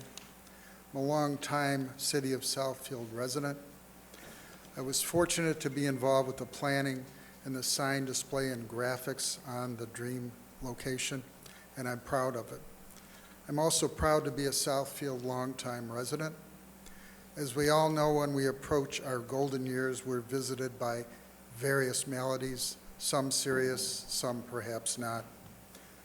For myself, I have use of edibles, and what they do is give me some relief from some chronic conditions that I suffer with. I have chronic arthritis and mild COPD. And although they're serious, they're not life-threatening, but they do not allow me to have a medical marijuana card.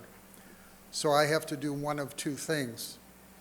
Either acquire product through the black market for some sources that I know, or visit off-site locations. For me, it makes more sense to visit and purchase product at 12 Mile and Telegraph than perhaps over at 6 Mile in Wyoming in the city of Detroit, and not to disparage Detroit, but it's obvious that the comfort and safe level is over at 12 Mile and Telegraph. I think the facility, if anybody who has seen it, is aesthetically pleasing and upscale from the dilapidated station that was at that location. So for me and other residents in the city of Southfield who don't have a marijuana card and want to buy recreational use, it makes perfect sense for that location to be stated as recreational use along with medicinal. Thank you.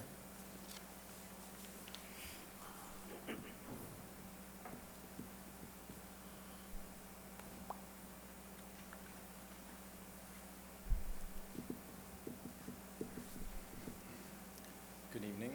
My name is Bryson Pernhage. I'm a manager over at Dreams Canada. Good evening. Hello? Better? There you go. All right. Hello? Yep. Awesome. All right. Good evening. My name is Bryson Pernhage. I'm a manager over at Dreams Canada, and I am for recreational or adult use cannabis in the city of Southfield. I think it is in the city's best interest to continue with the times and get ahead of the curve. Like other cities that have been legalizing it, I personally see between 20 and 30 patients a day easily walk into our store looking for adult use cannabis, and they are unable to purchase it within our city, so we unfortunately have to send them to other cities to acquire that. So if we really want to keep our residents safe, then we should be able to accommodate them and provide adult use cannabis within our city, so we don't have to be sending them, like the other gentleman was saying, down to Detroit where crime rates might be higher and we never know what could be happening down there. So if we keep adult use cannabis in the city and allow that to happen, then we have control over crime and what the possible outcomes could be, as well as we also will see the increase from the benefits of adult use cannabis. So that's all. Thank you.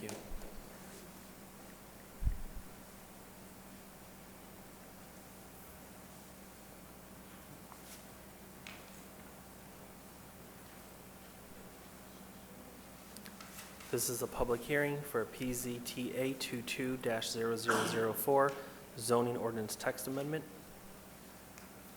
Any other speakers wish to come forward? Okay, seeing none, public hearing is now closed.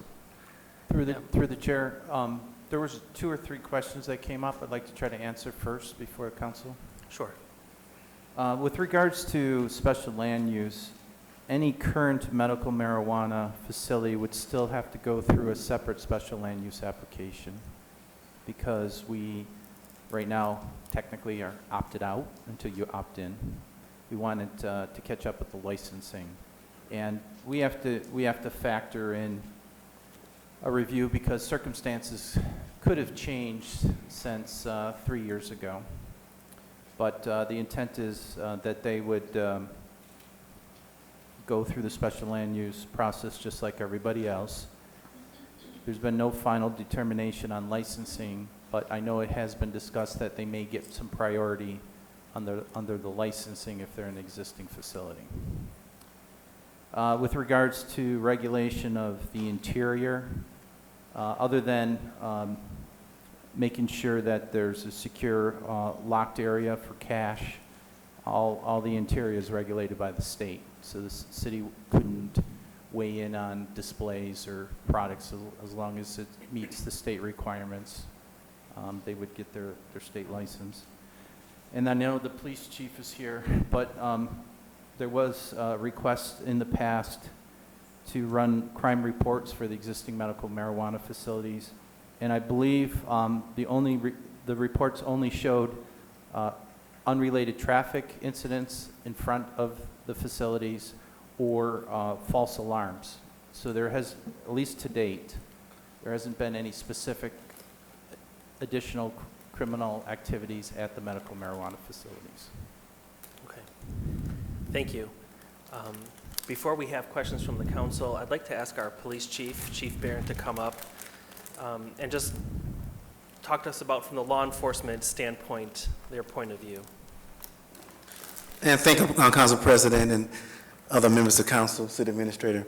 And this is important to have this conversation because every time this conversation comes up about whether it's municipal or recreational, everybody wants to know the police department's position. And so I always want to start these conversations off that the police department, particularly the police chief's position, is to be guided by the decisions of council and enforce the laws on either side of this debate. And so part of my responsibility is doing homework and seeing what trends are happening around our areas. And since we've had medical marijuana in our city, what's been happening here? And so I start my report off by kind of rehashing some of the things that the city planner mentioned. City of Southfield currently has Dreams located at 28930 Telegraph Medicinal. At one point, and now they're closed, Loom located at 26760 Lasher. And so when we looked at all the activities associated with crime for both those establishments since they've been in our city, the only thing that we found is unrelated incidents and false panic alarms. So no incidents in our cities associated with crime is related to those two particular facilities. And then I decided to broaden my conversation and get a hold of different police chiefs around our areas. I started off with Bloomfield Township Police Chief Gallagher, who in Bloomfield Township, they have municipal only. And again, looking at the fact that that structure, that particular sales is happening in their cities, I asked them pretty pointed questions. Are you seeing any activities related to crime in Bloomfield Township with reference to your medical marijuana? The answer was no. I also called Commissioner Bill Dwyer of the City of Warren. Again, they have only municipal, but again, the same idea, money, marijuana in your facilities, what's happening there, much like Bloomfield Township. Chief Commissioner Dwyer said the same thing, no issues associated with that. So now it's time for me to expand out to my old home, the city of Detroit, and called some West Side precinct commanders, because I figured they would have more insight on what I was looking for as far as what's happening in your particular precinct area of responsibility. So I talked to 12th Precinct Commander. 12th Precinct is located at Woodward at 7 Mile. I talked to him and I asked him, what do you have? So they do have recreational marijuana occurring in the 12th Precinct. He told me that back in September, October, they had a crew doing that smash and grab thing. But that ceased in October. They haven't had anything recent at those establishments. I asked him another question as relates to crimes. I get break-ins, those things happen at many establishments. More specifically, robberies, shootings, homicides associated with the medical and/or medicinal and/or recreational in your precinct. He has been no issues of violent crime in his precinct. So then I called Commander Arnold Williams, again, 6th Precinct. He's a 6th Precinct located at Plymouth and Warwick, Detroit's west side. Asked him the same thing. He reported no armed robberies, no shootings, anything of that sort. Back to the issues, he had break-in attempts dating back to 21 and 22, early 22, but again, nothing recent. My next course of action was to get a hold of someone in Detroit's crime intel unit, because they would have more of a more citywide aspect of this thing. And here's what I found that was interesting. He said, this is pretty much the same thing with break-ins or break-ins attempts with these guys using those smash and grab. They'll steal a car and they'll try to ram through the back and try to access it to steal marijuana and or money. And he said that when they look at the numbers, and this is a limited conversation because he had work to do as well, but he did take some time to do some research for me. The majority of the businesses that were impacted by the break-ins were the unlicensed establishments.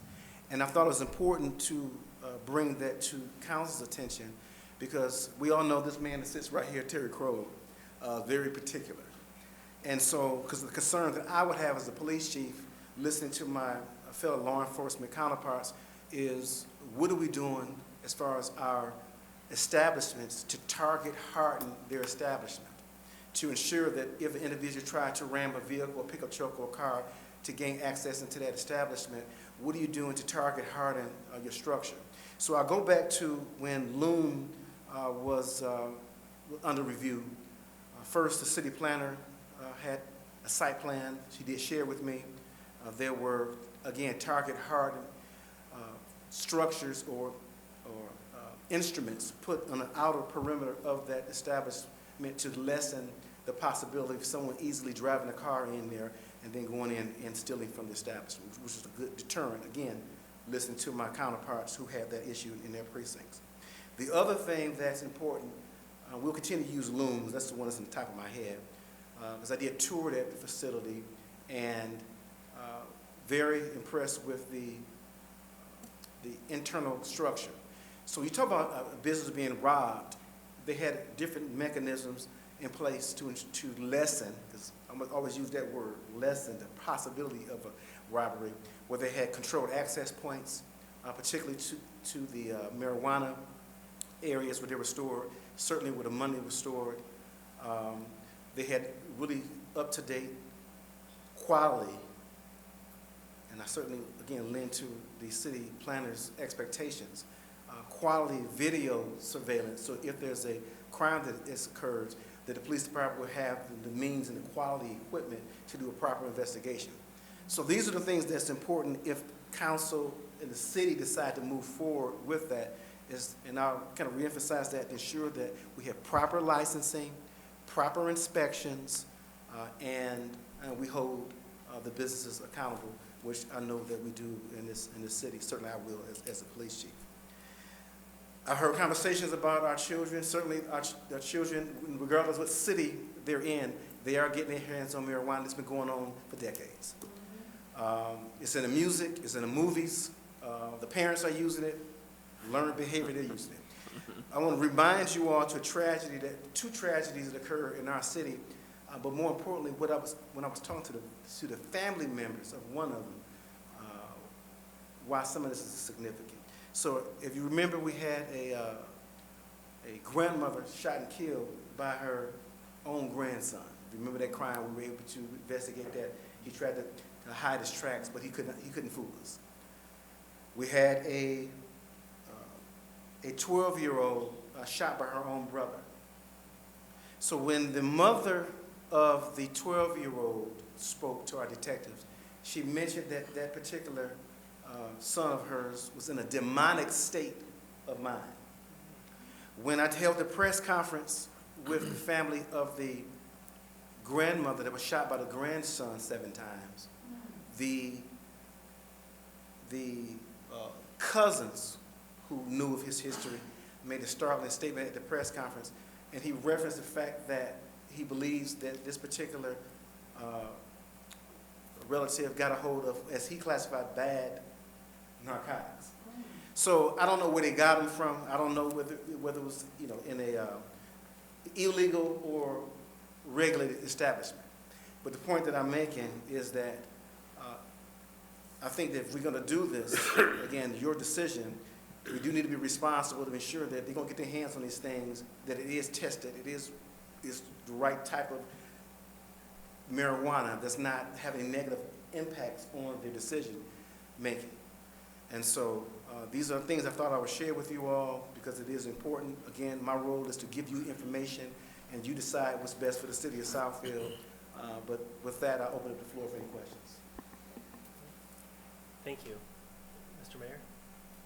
You know, Chief, has been mentioned before, Council President Mandelbaum and I met with the chief in law enforcement area, officer, I forgot his rank, in the Denver Police Department. And he told us the very same thing you're saying. Zero crime at state licensed facilities.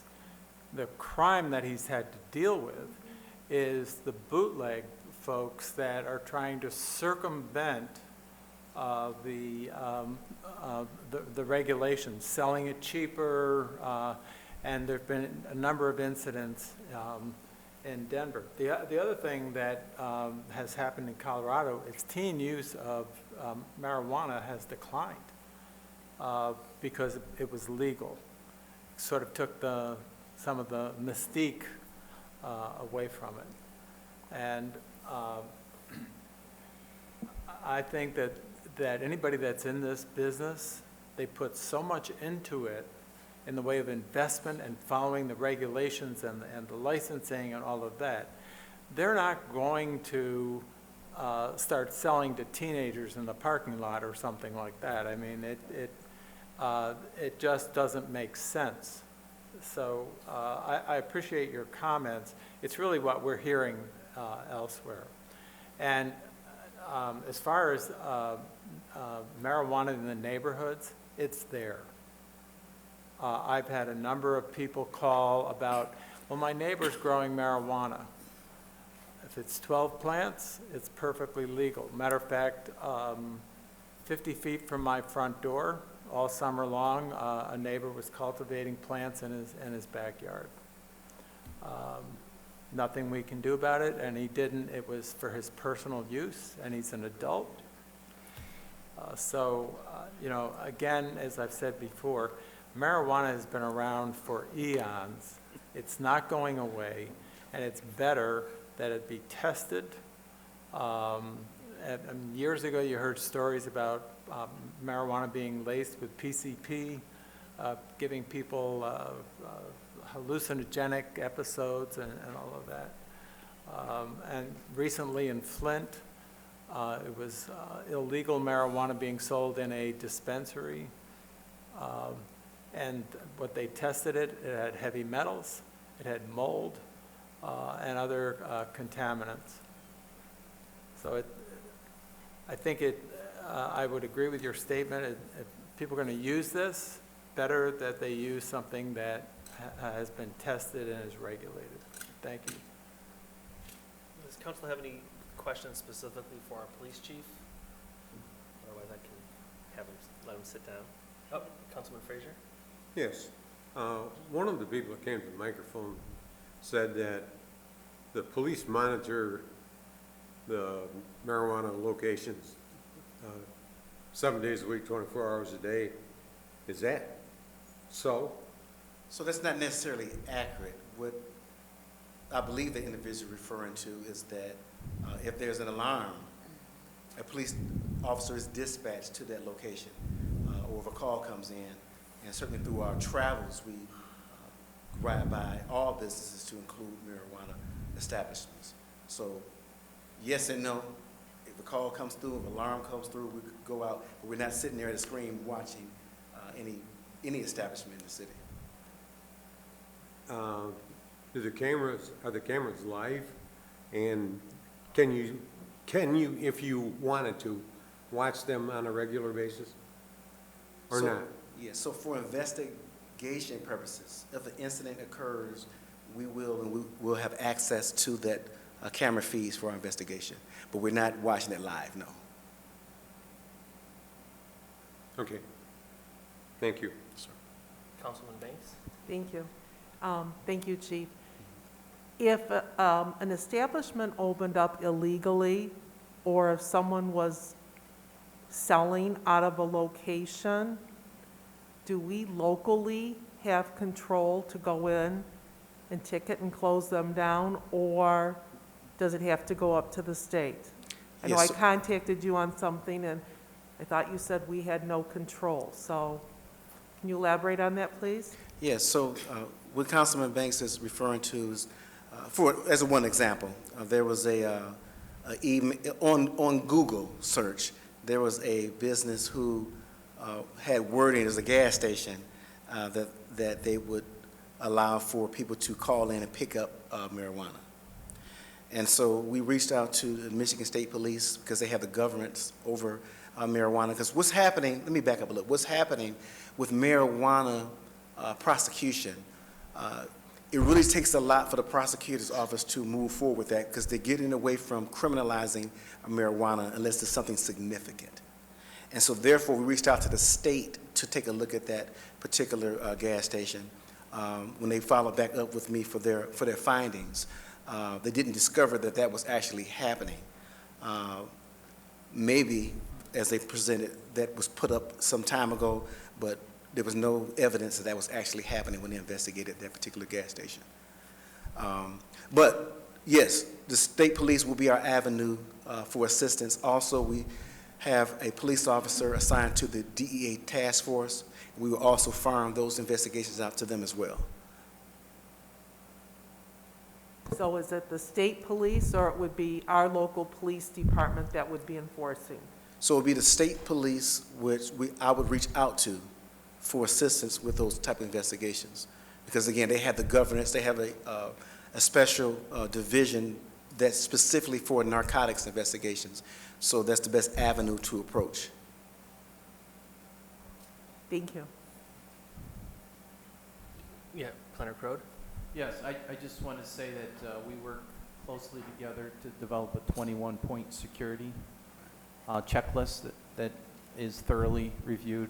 And I know the chief has personally gone out to the facilities and reviewed them and given me his okay. So we would have a similar protocol and requirements for security and safety should adult use be approved. Okay, thank you. Councilman Brightwell? Chief, I'm just trying to summarize in my mind your conversation with your colleagues in other departments. I surmise that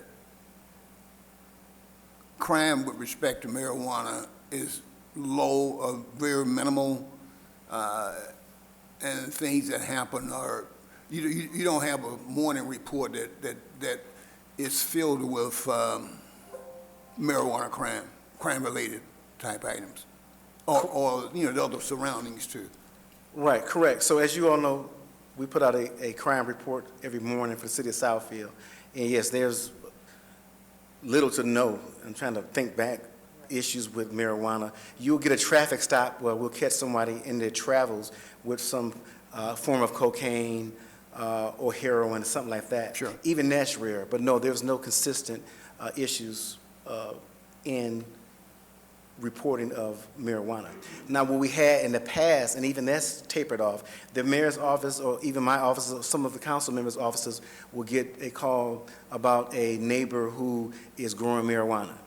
And the way that we would handle that initial call is doing what we call a knock and talk. Because as mentioned, you can grow a legal amount of plant with 12 plants in your home privately. But we will still go out and conduct an investigation. It will look something like this. We will call a member of the DEA task force that I mentioned earlier to the councilwoman. We will assign them that investigation. They will go out as a team, look around. Oftentimes the complaints are the odor of marijuana. They will get a whiff of it, if you will, to see if it's accurate. Then they'll knock on the door and talk to that person inside. What we found is either the complaints are unfounded because the number of plants, when they allow us in to take a look at, meet the criteria of legal growing. And then we've also found individuals who tried to conceal their, the use of growing, but when we came back with a search warrant or threats of a search warrant, it was taken apart and they moved on to other communities, no more issues. So, and even again, that was a while back. So we're on top of it. We'll continue to investigate it when the calls come in. And then, as I mentioned earlier, you now have the information as it relates to the people that I talked to in law enforcement, my observations, and then more importantly, as I mentioned before, with licensing seems to be a connection to establishments that do get robbed or have issues surrounding them. Okay, thank you. All right, thank you, Chief. All right, thank you. All right, Council, I'll open up to any questions that we may have for our city planner or maybe even our city attorney. Councilman Cruz? Yeah, Terry, I was just wanting to get some clarity on one part of piece that you were talking about.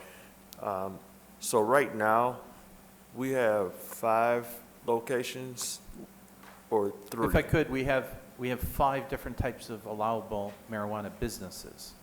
Okay. Safety compliance, secure transporter, grow, processing, and provisioning centers. And then council put a cap on grow, processing, and provisioning and limited it to 3 of each. Gotcha. Okay. And we're proposing 5 similar type of recreational use businesses to parallel with medical marijuana. With regards to capping, that'll be part of the discussion with licensing. But I did, at the council's request, I did prepare preliminary maps for discussion purposes only of where potential sites could be. Okay, so are we changing, is this going to change the current zoning right now that we have for medical? Well, again, there's similar separation requirements, and then under the licensing, let's just throw out a number.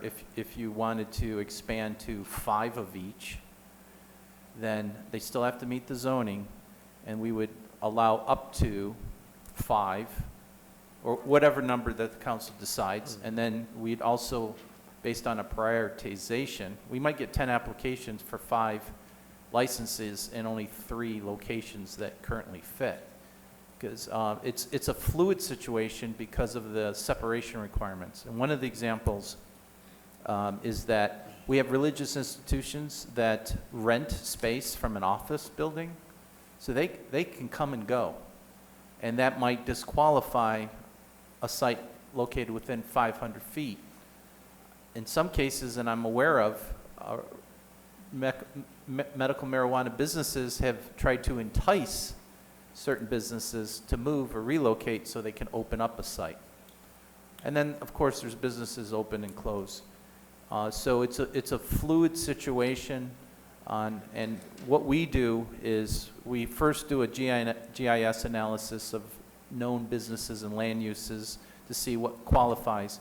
And then we actually go out and personally inspect multi-tenant buildings to make sure there's nothing inside those buildings that may disqualify a site before we move forward. Okay. All right, that's fine. So we'll see that and everything before we can, as we're moving forward. Like you said, it's a fluid situation. Right? I'm prepared tonight at least to show some preliminary maps when you're ready, after your questions have been asked. Okay. Thank you. Councilman Brightwell? Terry, I have a couple of basic questions just to clear up things in my mind. Now, I know you indicated that we will potentially have 5 additional locations with respect to adult use. Well, again, what I'm suggesting, there'll be 5 business types of adult uses. Right. And then council can put a number on each of those. Now, we currently allow unlimited secure transporters and unlimited safety compliance if they meet the zoning. Where we have a cap is for grow, processing, and provisioning centers, which would be retail. So currently we have 3 of each. Council may decide, I'm throwing out a number 5. They might decide 10 is appropriate. That's for you to discuss during the licensing part. But let's just say that it's going to be a finite number, at least in the beginning. After a year or so, council may say, okay, we started with 3, or we started with 5, we're going to grow to 10. But we have to also be prepared that we might get more application requests than the amount of facilities that are allowed. That's where the prioritization of the licensing comes into play to determine who gets those slots. Okay, fine. So, and this is another basic question. In your process, I know council has a final decision. Is there a possibility of dual office spots, one marijuana and one adult use in the same building? So the law does allow stacking of uses, but we currently allow processing and grow facilities to be in the same location in our industrial district, but we're not advocating or recommending provisioning centers at this time. The state adult use does allow for all 3 of those to be in one location, but that would go against our zoning. And we feel, consulting with the attorney, that we have the most defensible approach if we have similar like uses attributed to other similar uses in our district. So a retail or provisioning center would only be allowed, for example, our B3 general business that allows other retail. A grow processing would be limited to only light industrial or industrial districts similar to other growing, processing, packaging, manufacturing. Our safety compliance would be allowed in business districts such as OS that allow medical testing. So we don't want to go away from that formula that has stood the test of time and is defensible if we get a lawsuit. So we're not advocating having a retail center in our industrial district where we also allow grow and processing. Okay, that sounds, I agree with you with respect to what you stated. So, well,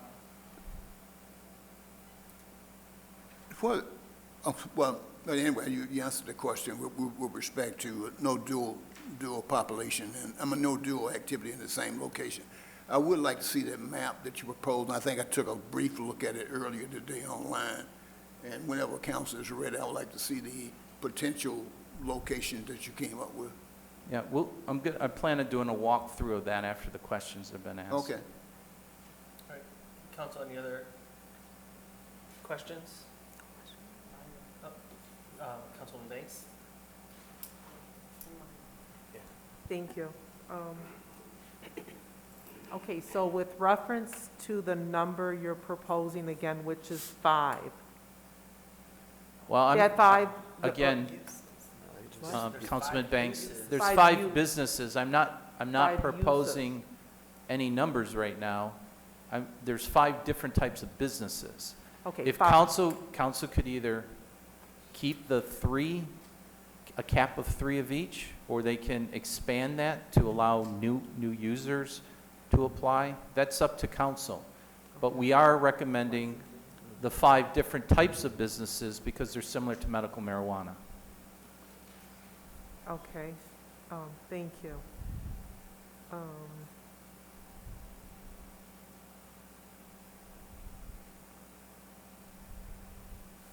So originally, when we approved the medical marijuana, it was in the I-1 district. The Medical marijuana only was medical, I-1 district. medical marijuana grow and processing and secure transport would be only allowed in industrial and light industrial districts. Your current medical marijuana provisioning is only allowed in B3 districts that can meet the separation requirements, and safety compliance or the lab testing is only allowed in OS and M that allows for laboratories or medical facilities. Okay. And maybe it will help once we're done with questions as Terry walks us through the maps as well. Yeah, I'd like to see the map, and then I might have a few more questions. Thank you. Councilman Frazier? Yes. Detroit is going to has made a decision to have some. Now, our rules say that we can only have them so close to another location. Does that count if it's another city, like Detroit's right across the street from us? When we look at separation, we do look at our border communities. So if there was an exclusionary use immediately across the street within our separation, that would knock that business as far as being allowed. And it's similar to when we do our master plan, we're required to notify all adjacent users of the master plan and any zoning that takes place on our borders. And they weigh in on us and we weigh in on them. So we don't make a distinction. If there was another facility, for example, that was exclusionary right across the street on 8 Mile, that would knock out a potential site in Southfield. Okay, in the write-up, there's a location reserved in the Northline site. Is Well, that right? again, currently Northland allows for the potential for medical marijuana, but the overlay development district and the developer has excluded any marijuana uses. And to clean up our ordinance, part of this amendment is to exclude any medical marijuana within the Northland development. Okay, that's medical marijuana, but what That's- about recreational marijuana? That would include recreational marijuana. So they don't want any in the Northland ODD. Northland area? Yeah, the developer doesn't want it, and it's immoralized in the agreements that the council approved. Okay, because I was going to ask, how does that work? Do we have to make a negotiation with a developer before we decide that this is a location that fits on the map that we've Yeah, done? well, the overlay development district would supersede any underlying zoning. And again, I'll remind the public and the council, just because you put this ordinance in place, each individual application will have to come through special land use, and you'll have to approve each one individually on its own merits. So this doesn't automatically say you can start developing it. It just says you're eligible in these areas to apply for an application that then will come back to council. Okay, I guess the last thing I want to say on that is that the people that have come to the microphone, including the police chief, have really thrown a left hook into my jaw, because when I walked in, I was convinced that Southfield was not the place for recreational marijuana, but person after person that have the authority to look at the reports say that there's not been any major problems with it. So I'm still sitting on the fence, but it's not, I'm closer to one side than the other. Thank you. Thank you. Yes, Councilman. I just have a quick question, and I'm not sure if I asked this last time, and if I did, I just forgot. The distance requirements, what's the thinking behind schools is 500, but yet a pawn shop, 1,500? Okay, so again, this is consistent with other adult regulated use type facilities. 500 feet from a residential district, so that's the boundary of any classified residential. Residential use, in some cases,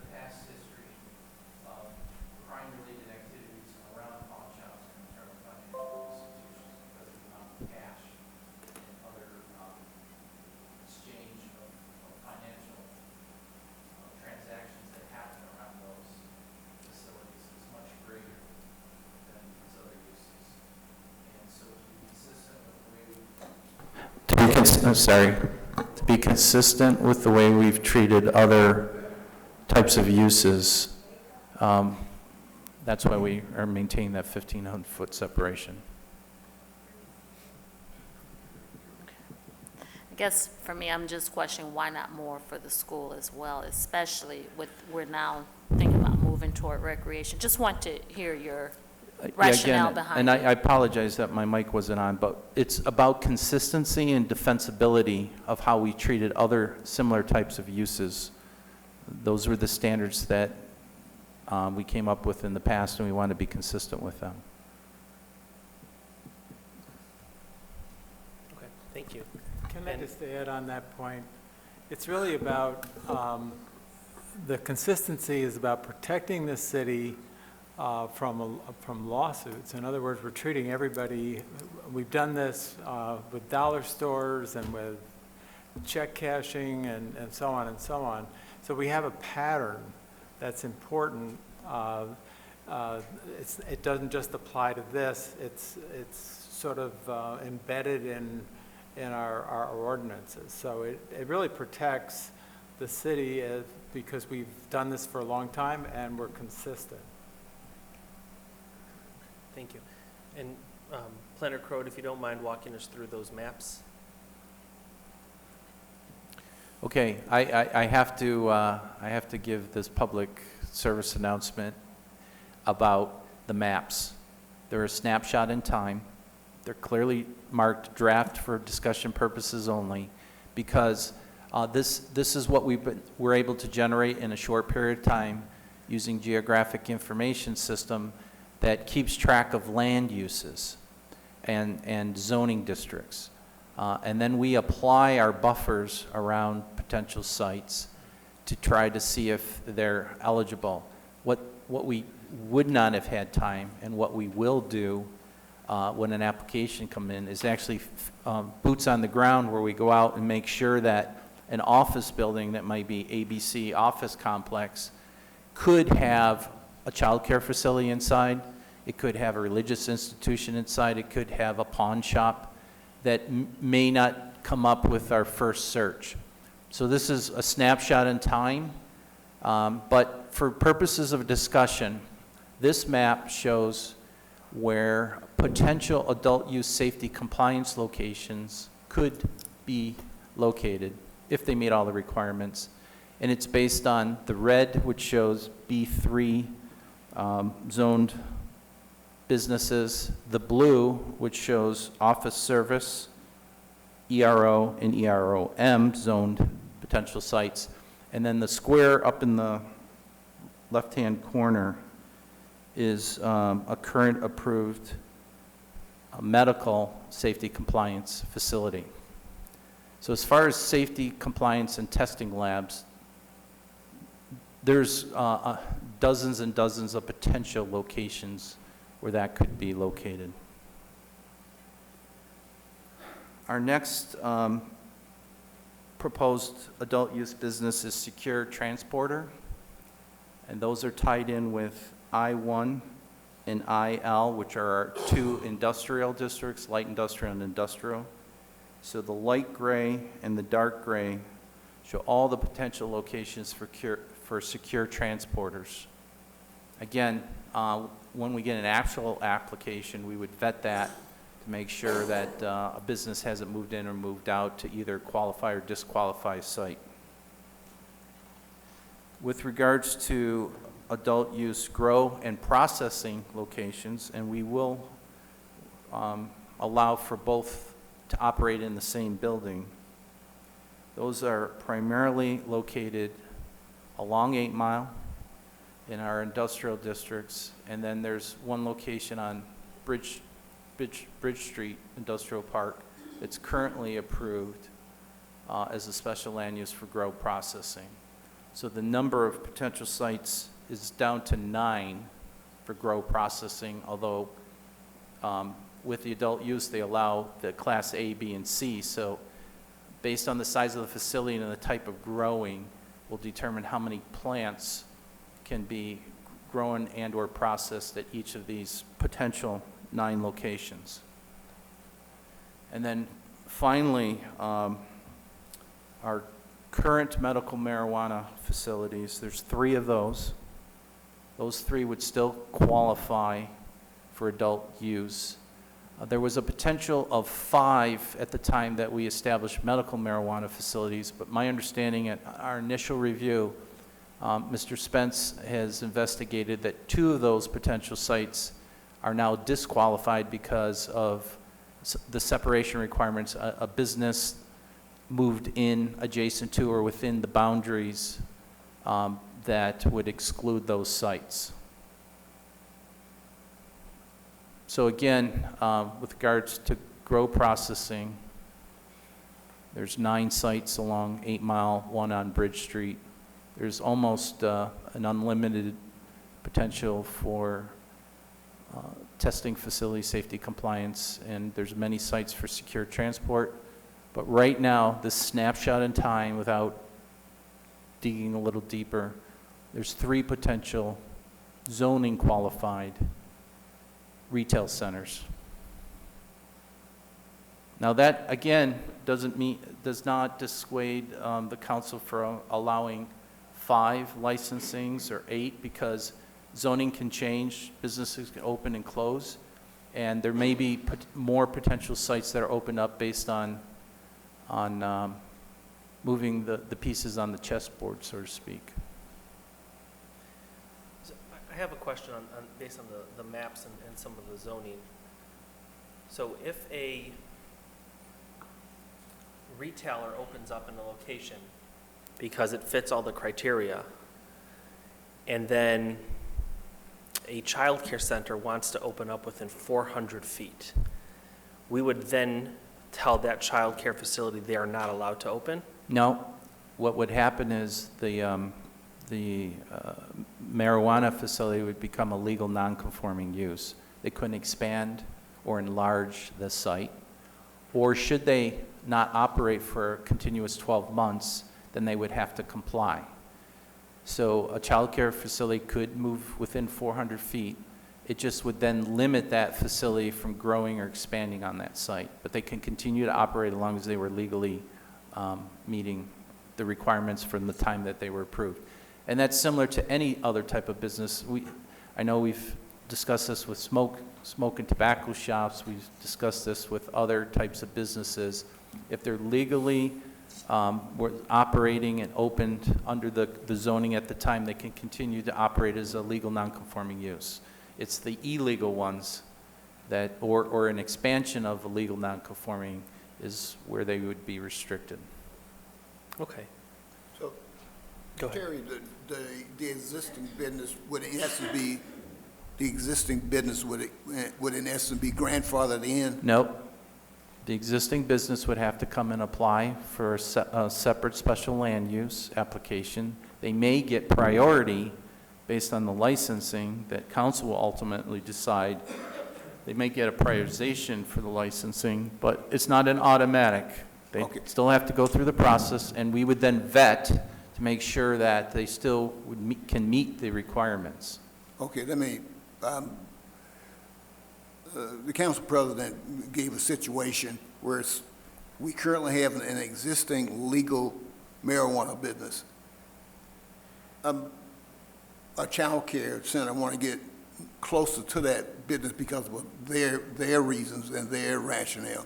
So you're saying that the existing marijuana business, if they're not changing anything, they will continue to exist as is. They're not changing anything. They just want to continue to exist. Okay, so we want to kick them out? No. So in that situation, they can continue to operate as a legal, non-conforming medical marijuana facility. Right. They just would not be eligible for adult use because they can't meet the standards for the adult use. Okay, well, let me ask this. This must be a slow day for me or something. If we currently have, we're projecting down the road, and we're assuming that whatever, if we currently have, if we approve an adult use marijuana operation in a location which is 100% legal according to all our plans, this is, and then a child care center want to get within X amount of feet, which will if there was a new business, they would not be allowed. But, I mean, the adult marijuana would not be allowed. But this is an existing operation that has been existing for, 12 months, a year, whatever is a rational. So in that situation, let's say you approve an adult use that meets all the requirements 3 months from now. Right. They're legal, operating as an adult use. Then a child care facility or church moves in within the buffer zone. Sure. They can continue to operate as adult use. They just couldn't expand or enlarge that use. Okay. After all the right. fact. Okay, all right, then that makes sense. All right, so they were, in essence, they are grandfathered in. Well, we don't, if they we don't don't use, change anything. again, grandfather is a layman's term, but we use legal nonconforming or illegal nonconforming. So if they have status, they are operating, they were approved, they met the requirements, and they're operating legally, they can continue to operate forever, even if one of those other qualifying businesses moves within the buffer zone. They just couldn't enlarge or expand, so they couldn't go from 6,000 square feet to 10,000 square feet because Okay. it's an enlargement. But they Okay. could continue to operate. Now, for whatever reason, if they close down for a year, then they would have to meet our requirements Okay. as if they were brand new. Okay, and I'm just operating on layman's terms here.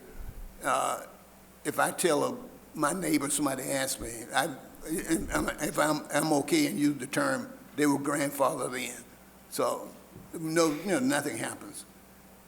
But anyway. Right, again, I mean, just common speak, sure, I mean, if you want to use grandfathered, it's just that there's a strict interpretation of legal nonconforming and illegal nonconforming and what they can do and can't do after the fact.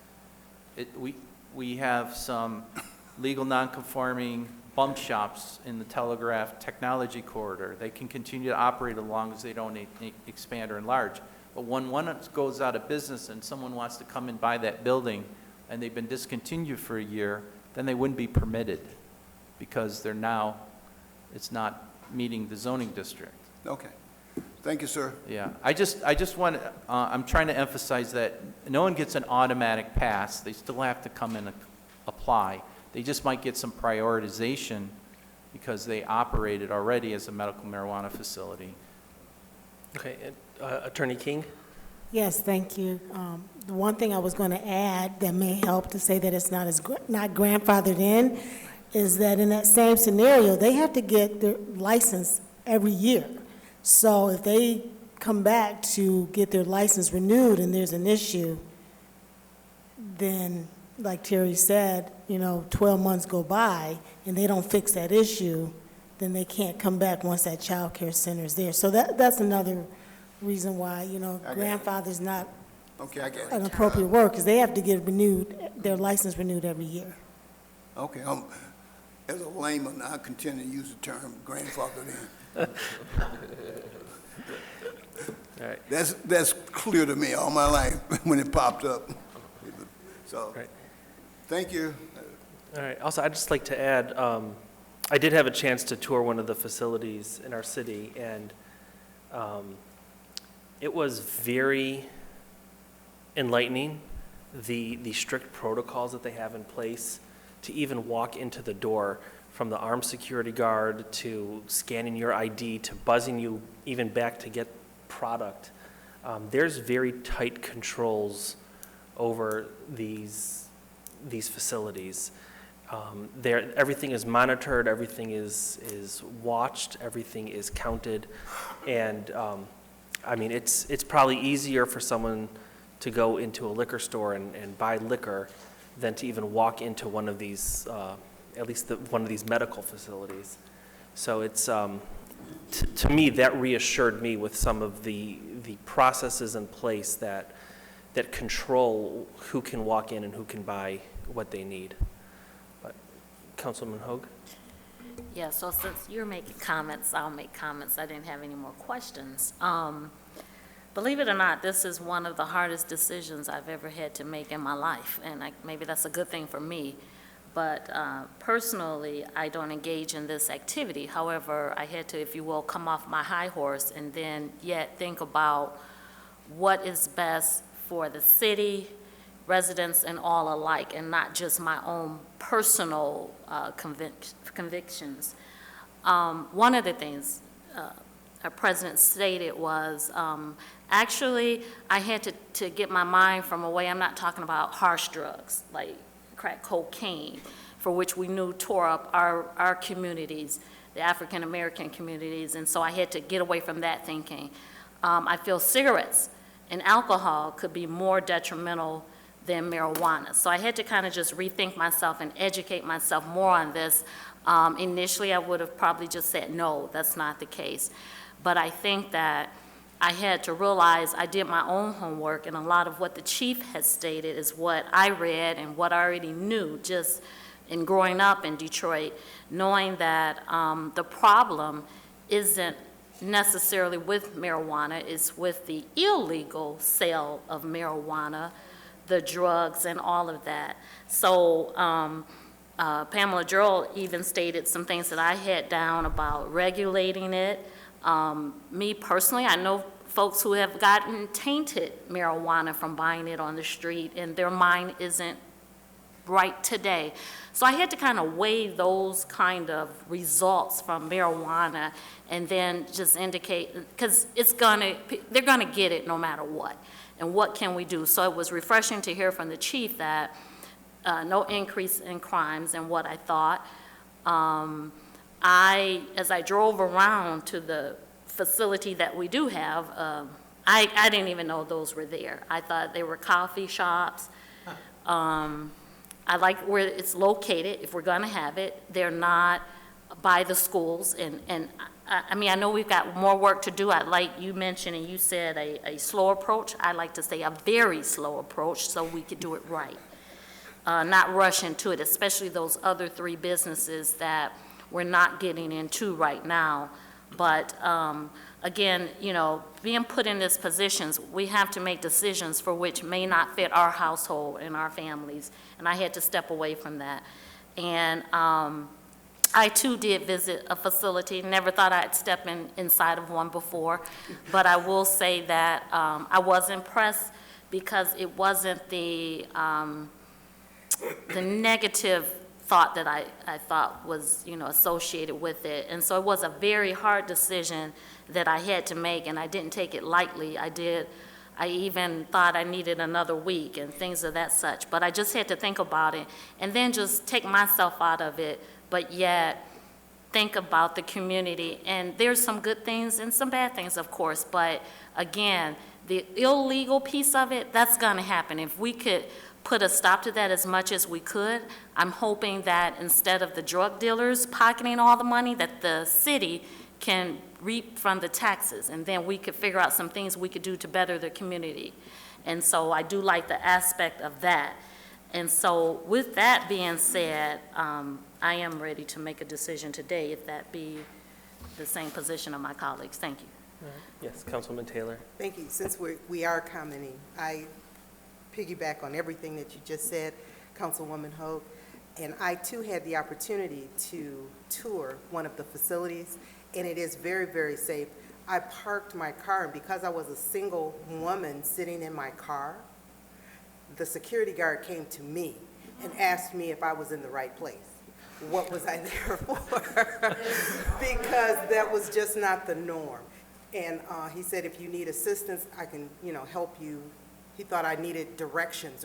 That's how helpful they are and how aware. I mean, I wasn't there 5 minutes, and he was at my car asking me if I needed assistance. So it's very, very safe. I learned so much.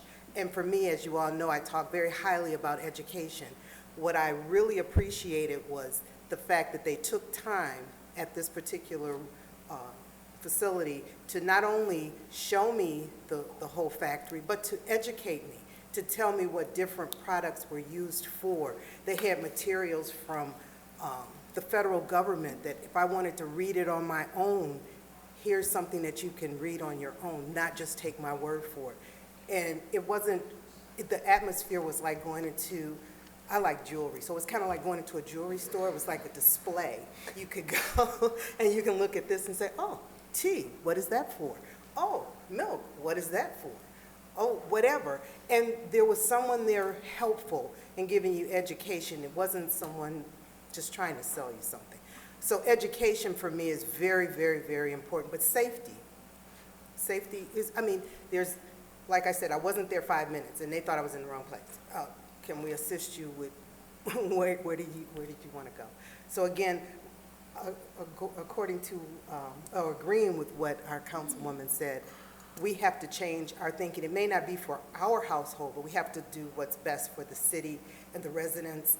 And again, as we were reminded that 63% of our voters did vote for this, we have to make the best decisions based on the knowledge that we have, the information that we have, and hearing from our chief definitely helped me to get off that fence, kind of like our Councilman Frazier was.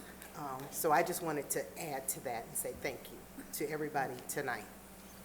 Councilman Brightwell? I also visited a facility, and I was 100% impressed. And Ms. Taylor reminded me of an incident.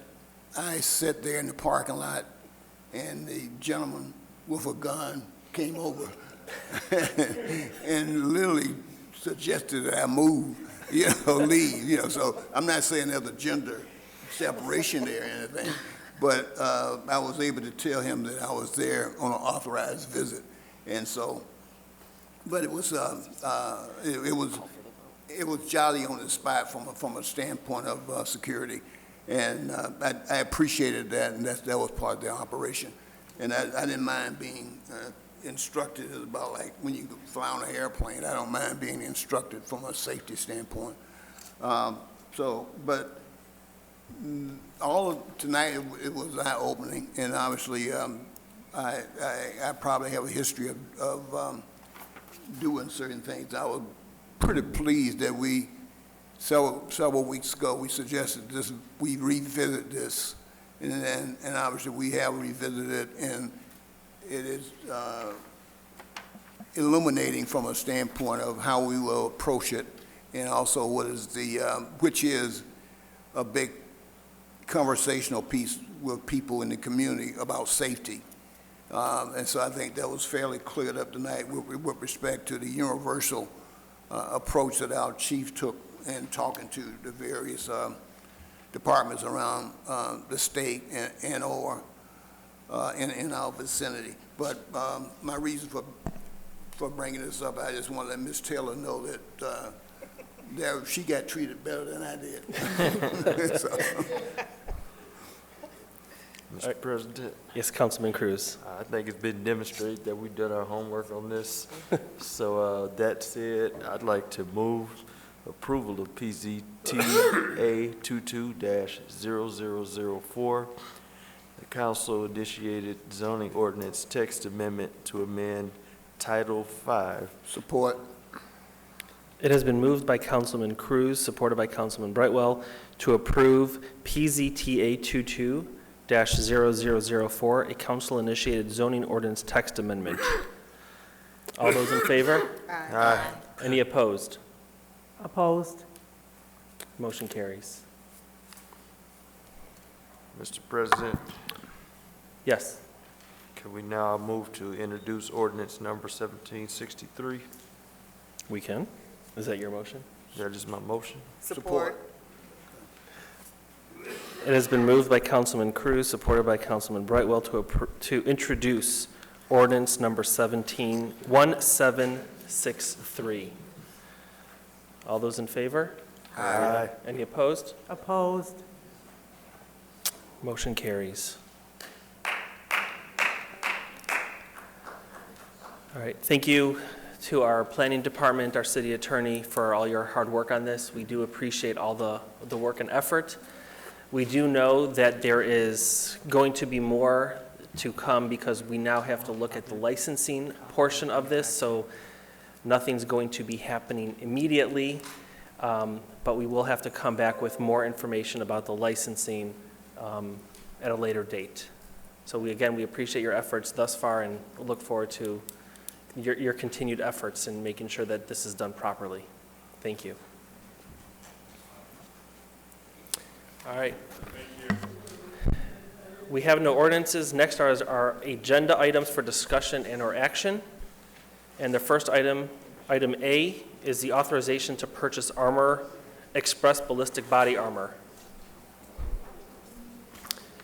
Chief, it's your turn.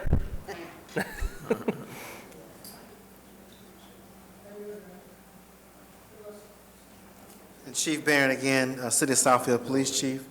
Joining me is Deputy Chief Aaron Hughley, who oversees the Investigations Division, and also Lieutenant Matthew Taylor, Support Ops, who is also responsible for managing our grants. So the Police Department, we are here respectfully seeking authorization to purchase armor, ballistic vests, vest carriers, and pouches for our SWAT team. This item did go out for bid through the help from our purchasing department on December 12th. There were two interested competitors, one being On Duty Gear LLC, based out of Clinton Township, and the other being CMP Distributors, based out of Lansing, Michigan.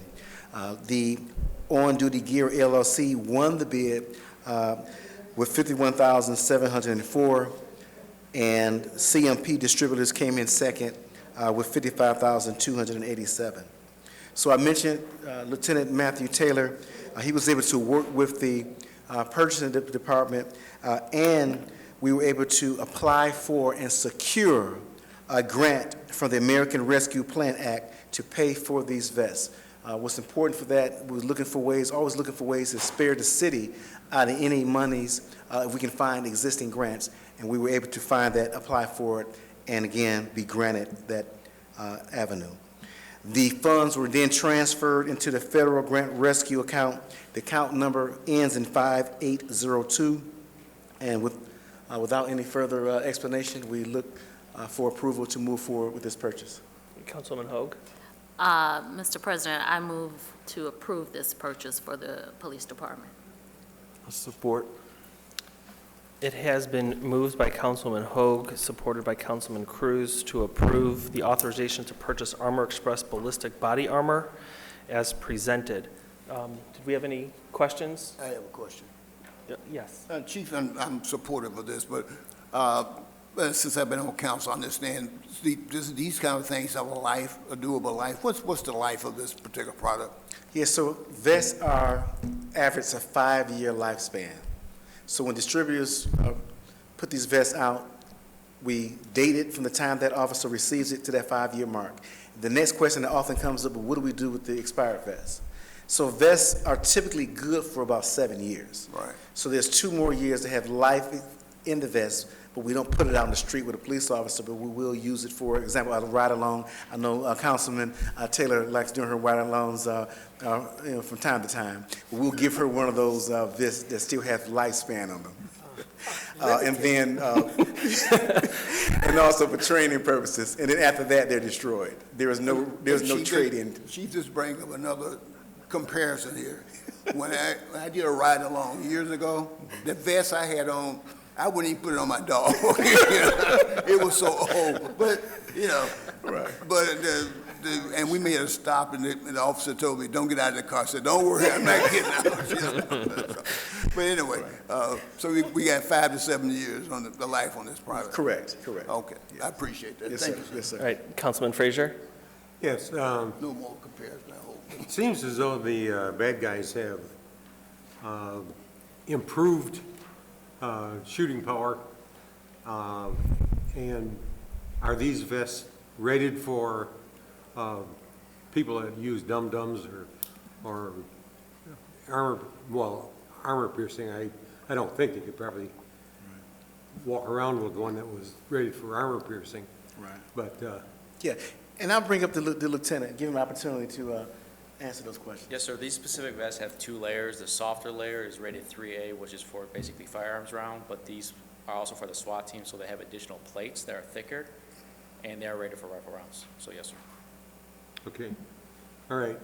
Yeah, I know you got a grant for it, but the grant is no good if the equipment that you buy is not one that's going to be safe for you to wear in a bad situation.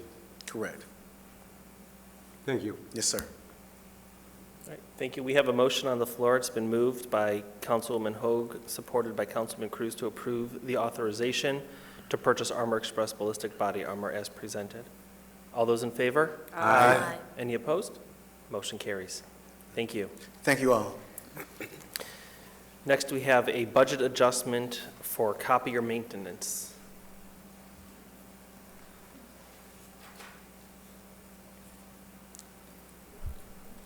Good evening, Council. Renee Hinojosa from Technology Services / Central Services. Previously, the purchasing department was handling all the copier bills that we get for our monthly charges for all the copying that we do throughout the fleet of copiers that we have throughout the city. Sometime around May of this year, last year, they transitioned to say, Technology Services / Central Services was going to take over paying the bills. That was all fine and dandy, but the budget process already happened, and they took the money out of the purchasing department, but they didn't put it into Central Services Department. So we've been kind of like paying the current bills to keep them current with other monies in our budget. Now we finally forecasted what we really need for the year, and the amount is $87,240 for the year. This will actually go back and put some of the monies that we use for other payments back to the accounts, and the rest continues paying the rest of the charges that we'll get throughout the year for the rest of this year. And then we'll put that money into our account in the next budget. Okay, thank you. Council, any questions? Councilman Banks? Thank you. So you're saying the money that was originally budgeted for in purchasing is not going to be transferred to this account because the money was already taken out? So I was wondering, why are they, going into the fund balance? I thought it would be a transfer from purchasing to Central Services. They eliminated it out of the purchasing budget, so it went back into the fund balance. I mean, because purchasing didn't take that into their budget, so it wasn't in their budget. They already took it out when the budget was approved, but it wasn't put into our budget. That's interesting. Thank you. Any other questions? I move, Mr. Chair, Yes. I move that we approve the Central Service budget adjustment for the copier maintenance that's presented. Support. It has been moved by Councilman Brightwell, supported by Councilwoman Taylor, to approve the Central Services budget adjustment for the copier maintenance as presented. All those in favor? Aye. Any opposed? Motion carries. Thank you. Thank you. Next, we have a receipt of roof replacement bids. Good evening, Council. Good evening. Good evening. This agenda item discusses proposed roof replacements for two roofs at the Berg, the church and the artist workshop, and for the former fire station on 9 Mile, which is used for storage and as a residential rental. Bids were requested via Mitten, 4 responses, 3 were approved. One of the responses was incomplete. The bidder did not attend the walkthrough and did not include all the work. The least expensive bid is Weather Seal from Shelby Township. We've worked with them before. They've done good work before. Their total bid is $68,661. We're proposing accepting that bid plus 10% contingency of $680,66 for a total of $75,527. Councilman Brightwell? John, how was this, and yes, I have a couple questions on this, but how was this problem identified? Did we get leaks, or was it a visual needing that the roof need to be replaced, or did we get leaks? We've had some, first of all, we couldn't find records of when the roofs were replaced, but there were some minor leaks, no structural damage, but if you look at the roofs, it's obvious. There's no doubt that they need to be replaced. Okay, all right. And clearly, and once this gets started, how long would it take them to complete, and when do you anticipate them getting started on this? Due to the condition of the roofs, we want to get this started as soon as practical. Of course, there's always the possibility of material problems still, but we hope to get done this winter. Okay, all right. In reading stuff, I see things, and so, in the second paragraph, the second sentence from the bottom, what is that word? ASTACIALLY. I looked it up, and it means unstable. And it's physics. Get into. I think, are they trying to say aesthetics? Aesthetically, I believe that's just a typo, sir. Okay. It is structure, they're considered more aesthetically appeasing. Okay, I figured they want to use the term aesthetics. That darn autocorrect. But that's okay. All right, well, I know this thing, so I, just bring them up. All right. Any That's other part of questions? being an ex-auditor and finance person and all that jazz. You just see stuff.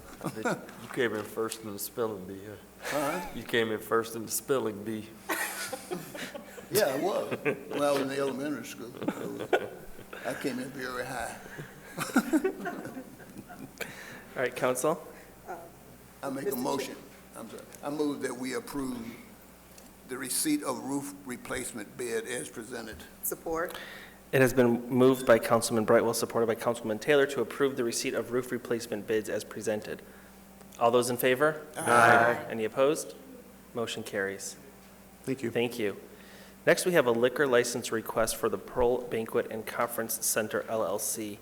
And before we discuss this, I just want to let council know that there will be a further discussion in a future meeting talking about liquor licenses in general. So just keep that in mind as we go through this exercise for this particular request.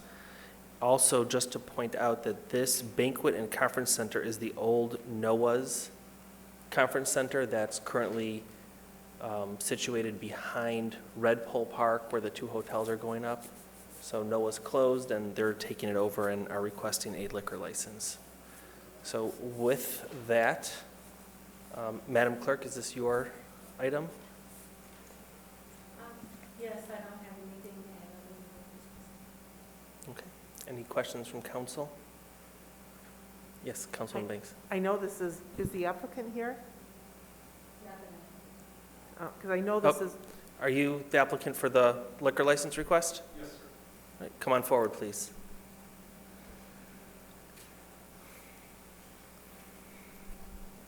Can you just say your name and address for the record, please? Good evening, Bill Baines. Give me my address, or Yes, yes. It could be the business address, too. 26100 Northwestern Highway, Southfield. thank you. Good You're welcome. evening. You're welcome.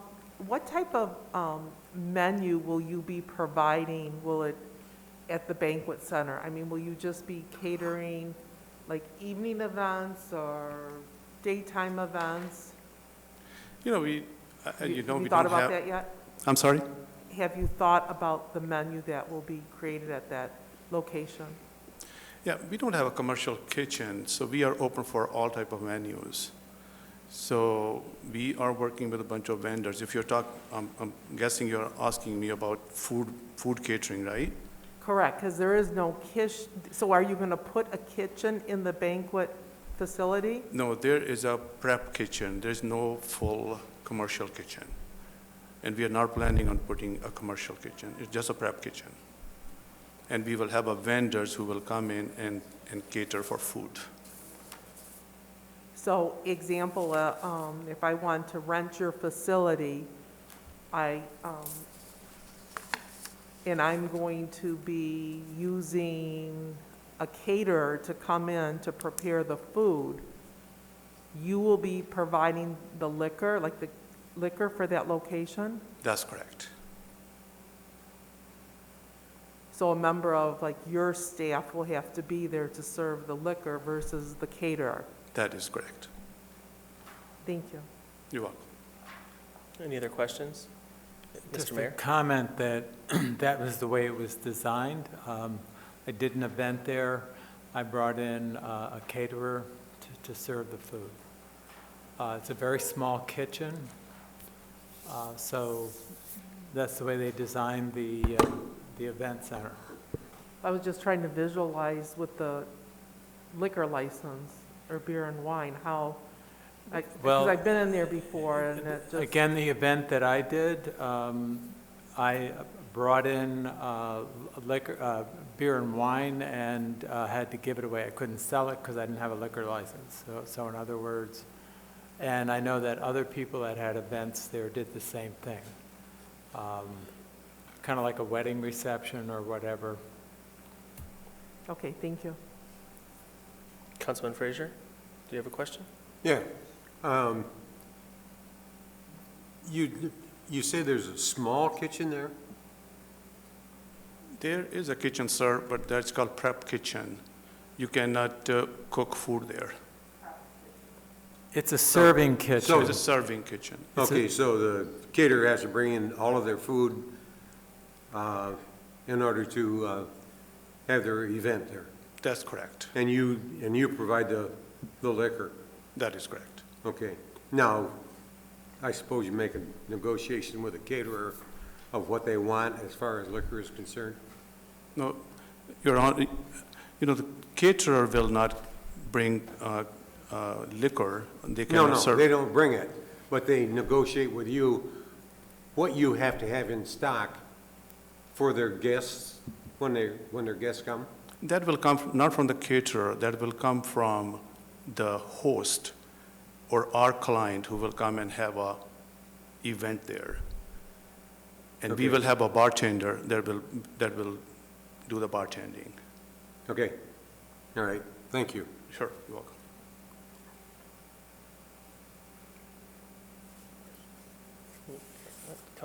Councilman Taylor? Yes, I was just going to say, since there's no other questions, I move that we approve the liquor license request for Pearl Banquet and Conference Center LLC. Support. It has been moved by Councilwoman Taylor, supported by Councilman Frazier, to approve the liquor license request of the Pearl Banquet and Conference Center LLC as presented. All those in favor? Aye. Any opposed? Motion carries. Thank you. Thank you. Welcome. Yeah. All right. Next is our council items. We have one item. Mr. President, Yes. I approve, motion to approve the travel reimbursement for Councilwoman Taylor to the National League of Cities, I believe that is, in November of last year. Support. It has been moved by Councilwoman Hoag, supported by Councilwoman Banks, to approve the travel reimbursement report for Councilwoman Taylor to attend the National League of Cities City Summit Conference in Kansas City, Missouri, from November 15th through November 20th. All those in favor? Aye. Any opposed? I abstain. One abstention, motion carries. And we will do that, council comments. Councilman Frazier? I have none this evening. Councilwoman Banks? With reference to the liquor licenses, are we going to, put a hold on everything until we discuss what's going to happen in the future with? Yes. Okay, so. And this one has been in the works for a few months already. No, I understand, but I just didn't know for the future ones, so there's no surprises. Correct. There, it's on hold, okay. Thank you. I have nothing further. Thank you. Right. Councilman Taylor? I just want to say to everyone that the event on Monday for the MLK, from the MLK Task Force, it was very, very well attended and it was very good. So thank you for that presentation. Back to be in person, the event was very nice and seeing everyone out was wonderful. The Taste Fest was awesome. The food was very good. So thank you to everyone for coming out, for putting that event on and for participating. Thank you. That's it for today. You got good reports on Channel 4, too. Yeah. The performers, the students were great. The band, very good. Leaving middle school, it was very good, very good. Thank you. Right. Councilman Brightwell? I just have a comment about veterans issues. Oakland County Veterans Services will be offering a veteran resource fair on January 26th. It will be held in Pontiac, I'm sorry, at the Wixom Community Center on Pontiac Trail in Wixom, Michigan. The resource fair will be, they will be offering food boxes. You have representatives from the Veterans Services there that will allow individuals to sign up for VA benefits. Oakland County Michigan Works will be there, and this is a really good resource fair. They will be giving out vehicle passes to all Oakland County Parks and Rec facilities. And also they will be offering haircuts and hairstyling for veterans.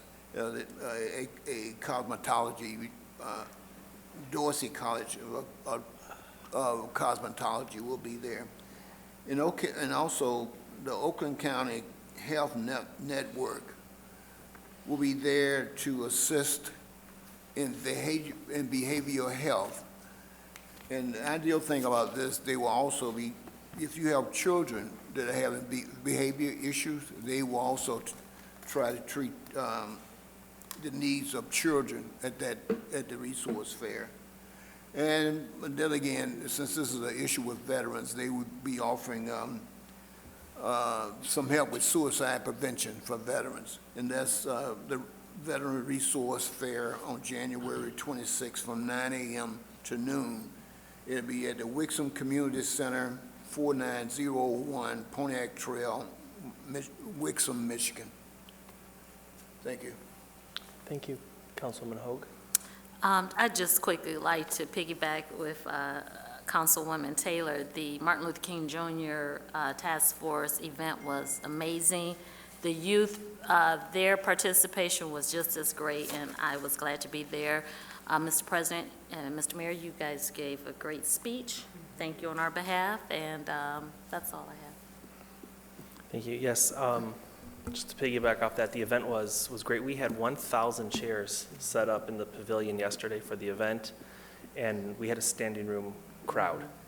So it's nice to see that after a few years of not having an in-person event, everyone came out to support and take part in the day of service. So it was a very nice, very well-attended event.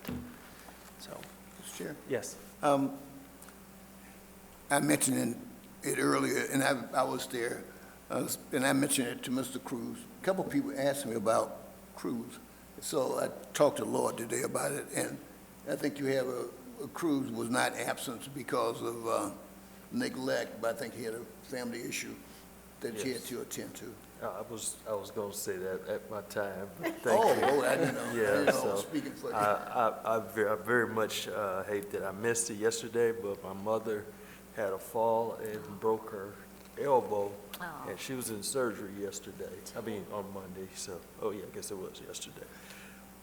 So that was the only reason I wasn't here. But from what everything I've heard, because I know a lot of people had asked me, it's more like where were you at? So that's the only reason why.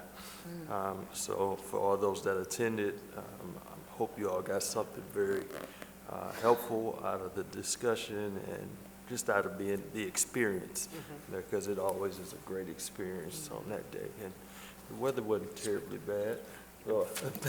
I've been in, we've had it in worse temperatures before. Yeah, so. it was good. But other than that, I didn't have anything else, Mr. President. All right, well, wish your mother a speedy recovery. I appreciate it. She'll be home tomorrow. Excellent. All right, Mr. Mayor.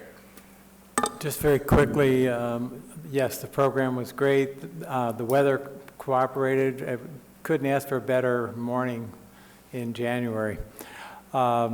And a lot of great talent and spirit. I sent you an email earlier the last couple of days regarding Sister City. Council President, we need to move on that at some point. And roughly the cost, I think we spent last time was about $15,000. 15,000, and it was That's provided we get comped hotel rooms?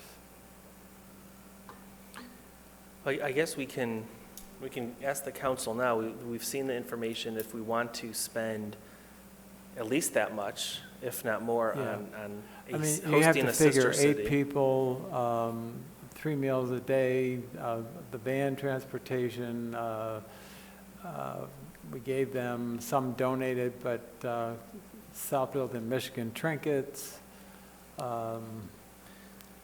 And fortunately, the Westin and the Best Western comped the rooms. So what, yes. Did that also include their airfare? No. They got themselves here, and then we entertained them for 4 days. Thank you. So what I would ask from the council, if this is something that you want to explore, we can have something official on our agenda probably next week, because we have a lot of the information already. But if what I'm hearing from council members is we don't necessarily want to spend upwards of $15,000 to host a sister city, which didn't necessarily provide the results we were hoping for. No, it didn't. One of the reasons we went to Dungeon was because of the American military installation there that I'm not sure it's still there. It was all being relocated. When we were there 3 years ago or 4 years ago, it was one of the camps had closed, and the Korean government is moving everything south. Dungeon is 15 miles approximately from the DMZ, and they were moving everything south of Seoul. So there's just not, it's not a really compatible city with Southfield. I think the closest thing that they do there is they make lenses for cars. I mean, we have a lot of auto-related businesses in Southfield, but they make these lenses for, like, the backup, just for you to see where you're backing up, that kind of thing, or sensors letting you know that somebody's passing you or whatever. That was about the only thing. I mean, it was impressive, and their hospitality was excellent, but. Right, Councilman Taylor? Is this, through the chair to the mayor, is this something that they're looking for us to do every 3 to 4 years? You know, there's a new mayor, Oh, and the new mayor wanted to come. Okay. We have a friendship city, but the second step is sister city. Honestly, I'm ambivalent about it, to be very honest with you. So. Councilman Cruz? Yes, Mr. President, I would like to hold off on this for now and have it part of our meeting, because I think there are more questions that we might want to consider besides just the price.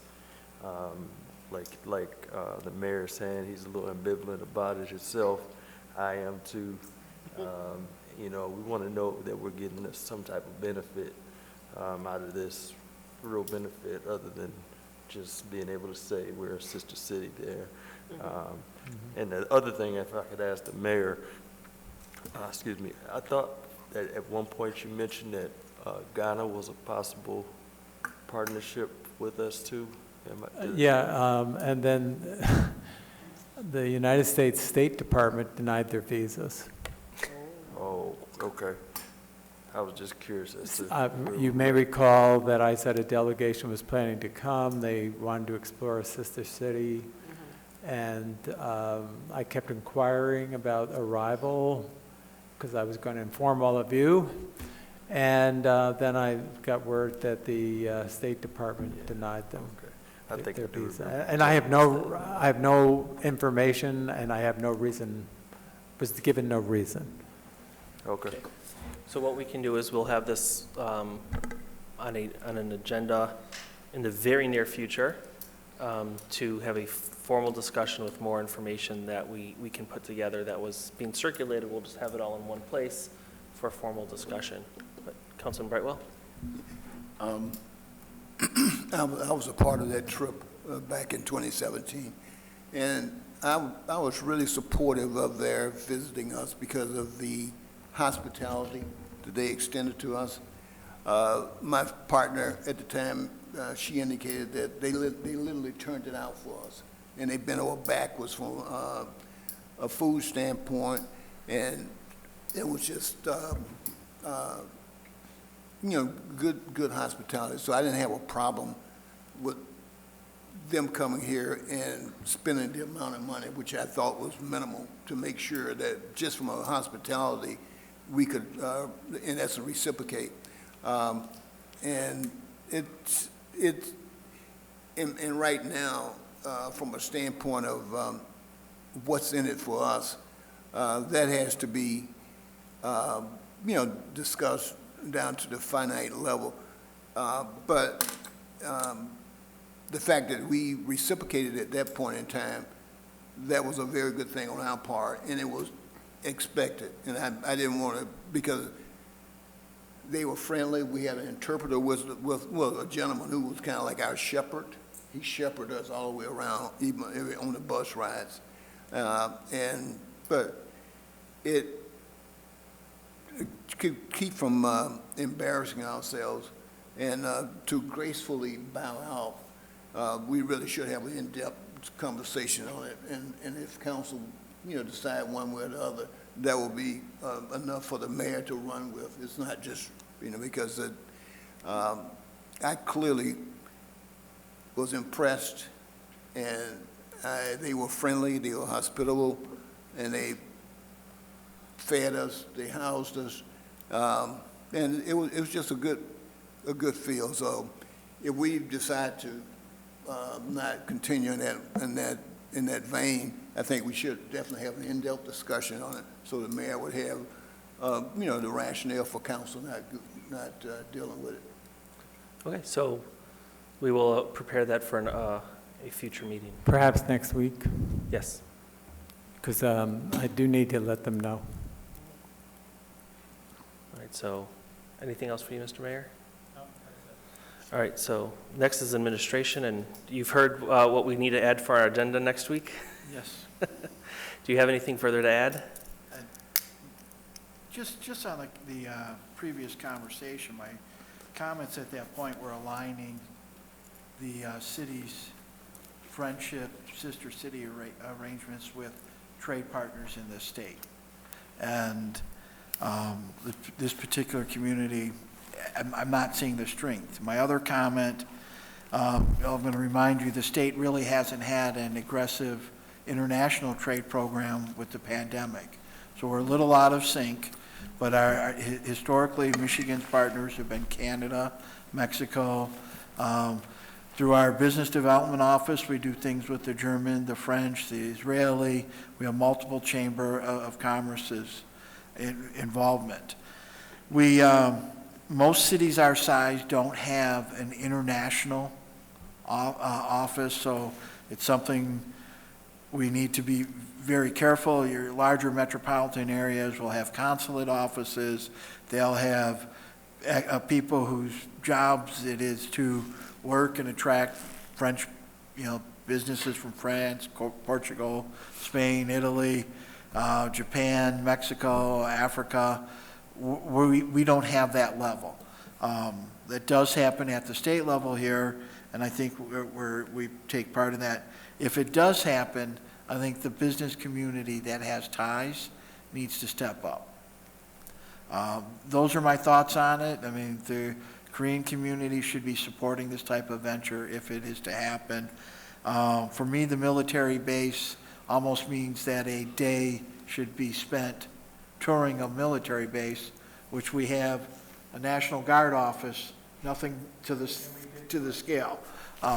Those are my thoughts on that matter. Thank you. All right, thank you. Madam Attorney? Yes, good evening, council. I have one item requesting authority to take action to defend the city in a current lawsuit. This lawsuit is Sandwise versus City of Southfield, and it arises out of an alleged violation of the Freedom of Information Act. And according to the complaint filed by Sandwise, August 2nd, 2022, the plaintiff hand-delivered a FOIA request to the city related to an alleged failure of a pumping station in 2022. On August 8th, the city responded with an extension letter to gather available public records and determine the cost. Can you hear me okay? The cost of preparing public records for disclosure. Once that extension expired, there was an inadvertent, for lack of a better word, clerical error where the letter didn't go out per the statute. The plaintiff is now seeking an order declaring the city's failure to disclose these documents as arbitrary and capricious, and the plaintiff is seeking reasonable attorney fees and punitive damages in the amount of $1,000. So I am hereby requesting authority to take whatever action is necessary to defend the city and its agents or employees in this cause of action. Any questions, Council? Councilman Banks? Mr. Chair, Is there additional training that can be held or discussion going on so this does not happen in the future between maybe administration, legal, and the other departments? So this, without discussing the actual facts of the case, we did discuss training. I've already been in contact with an attorney that does the FOIA training through the Michigan Municipal Risk Authority Association. So the clerk's office and the legal department have sent out some dates. I made contact with them today, as a matter of fact, that we will do a training session where the first part of the training will be dedicated to the attorney going over the law, just saying this is the law, and then the second half will be internal, just reviewing the processes as a refresher. So again, without disclosing, the facts of the case, coming out of the pandemic and with employee changes, new employees, things of that nature, we thought this was a perfect time to do the refresher. So yes, that is already in the works, and hopefully it'll be done in February or March. Thank you.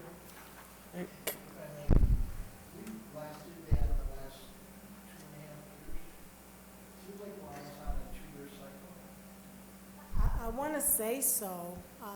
It may have been like 2017, 2018, a little bit more than two. Yes. What we'll also do though is incorporate that training into what we're doing with NeoGov, that training database, so there's a timeline and a track. But what the city attorney and I had discussed was that almost every other year it probably needs to be done. Yes, that's correct. We did do a training when Miss Ray was here, and we did PowerPoint. So we're going to take a different approach and actually bring in the attorney that does the training for other municipalities through the Risk Authority, and then we will do a second half that same day where we'll just go over the process, the internal process. All right, Councilman Frazier? no, I got my answer already. Thank Okay. you. Councilwoman Taylor? Yes.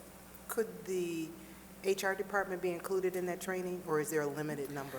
So the way initially that we handle is when a FOIA request come in, there are designated employees in each department. So we could include HR. I'm thinking of the departments off the top of my head that usually have to gather the most public records. It's usually DPW, obviously the police department, And HR. planning. But the more, people that are aware of it, because people change departments, So yes, I would definitely include HR. Thank you. All right, Councilman Brightwell? Is a motion appropriate at this point to approve this? Yes. Okay, I move that we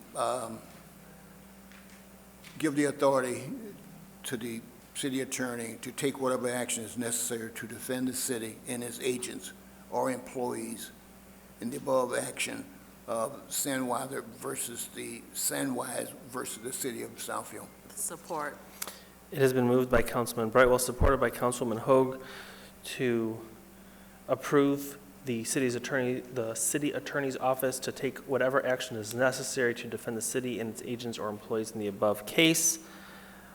All those in favor? Aye. Any opposed? Motion carries.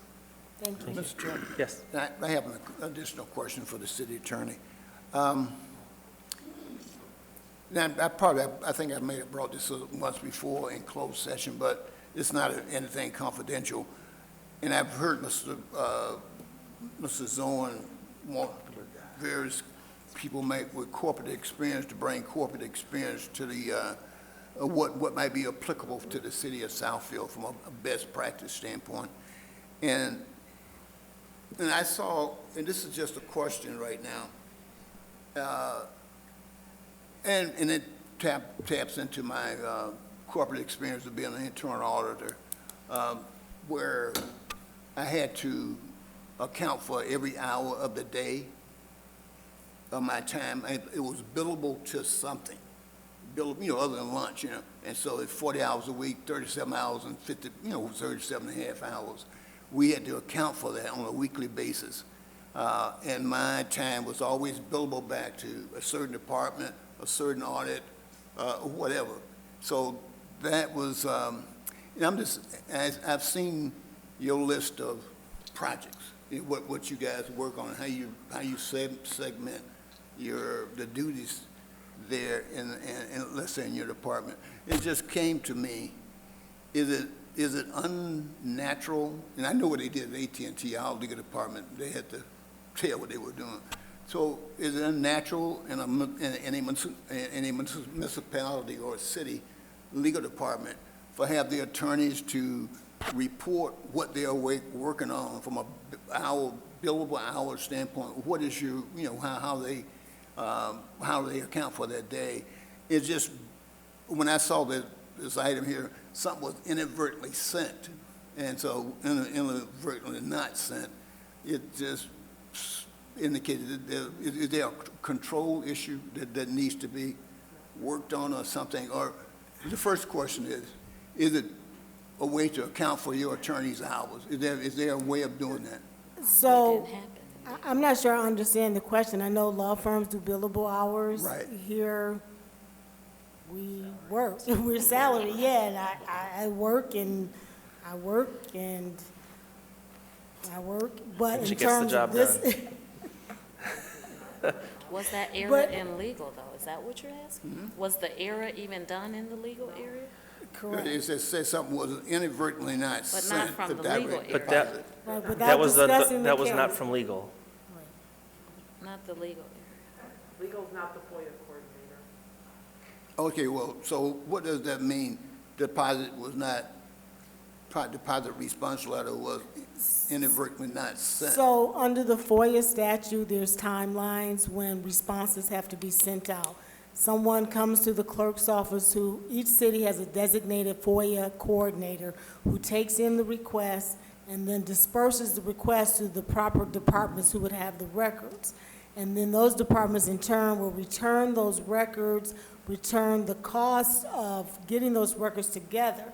And under the FOIA statute, they have to send out responses within a certain time period. And in this matter, as I said in the letter, it wasn't a response, but you do send out, the clerk's office would send out an extension letter saying, okay, we need more time to figure out how much this is gonna cost in the records. And then the actual response is the deposit letter saying how much it's gonna cost, how many pages. And so in this situation, there was inadvertently or clerical error, so purposely, the letter didn't go out according to the schedule. Okay, all right, so I guess, I've been in management all my life, and so is it possible, or is it even necessary to treat your office as a law firm that each hour has to be accounted for on a daily basis? Or is that just too overbearing, or does it make sense, or your staff is already, humming at a very, very elite level? I'm not sure if I understand the question, and I know that this is discussion in closed session, so I may turn it over to council to answer this Okay, because I'm not Wait sure a I'm minute, wait, understanding I the don't understand question. you. Don, what's the problem? What? Yeah. Mr. President, I'd like to take a crack at the answer. I don't supervise the law department, but one of the benefits we have as an organization is that my legal department doesn't have to do that level of precise accounting. For example, our Act 51 accounting, we have our cost for our equipment, our machinery, our staff, different wages. There isn't a substantial amount of cost in having to have that type of billable system. Now, we do have outside attorneys who bill for us. Our general fund picks up that cost. Our other entities that are non-general fund, i.e. the library, Parks and Rec, they do contribute back to the general fund. Those are one of those costs. I think that's one of the things we're fortunate that we don't have to be burdened with that. I've been with Dawn parts of the day, and I know the volume that's coming in at the department. We have some folks in the department that are, 2 people who do prosecutions all day. And one attorney spends a substantial amount of time in HR, collective bargaining, grievances, discipline issues, report writing, all of those things. So I think in one way it's a blessing that we don't have to do that level of accounting. And I'm not sure, if we had multiple funding sources and grants, I once worked for an agency where I had up to 12 different entities I would bill my time to each day. We're fortunate that we don't have to go through that exercise. Okay, and I'll use a military term. My request was a bridge too far. So don't even worry about it. It was just something I threw out there that was, it popped in my mind when I saw that. So it was a bridge too far. All right, Councilwoman Banks? Okay. Okay, thank you. Anything else, Madam Attorney? All No. right. Madam Clerk? Nothing tonight, Your Honor. Okay. Thank you. We have nothing to schedule. Any other items that need to come before the council? All right, seeing none, this meeting is adjourned. Thank you.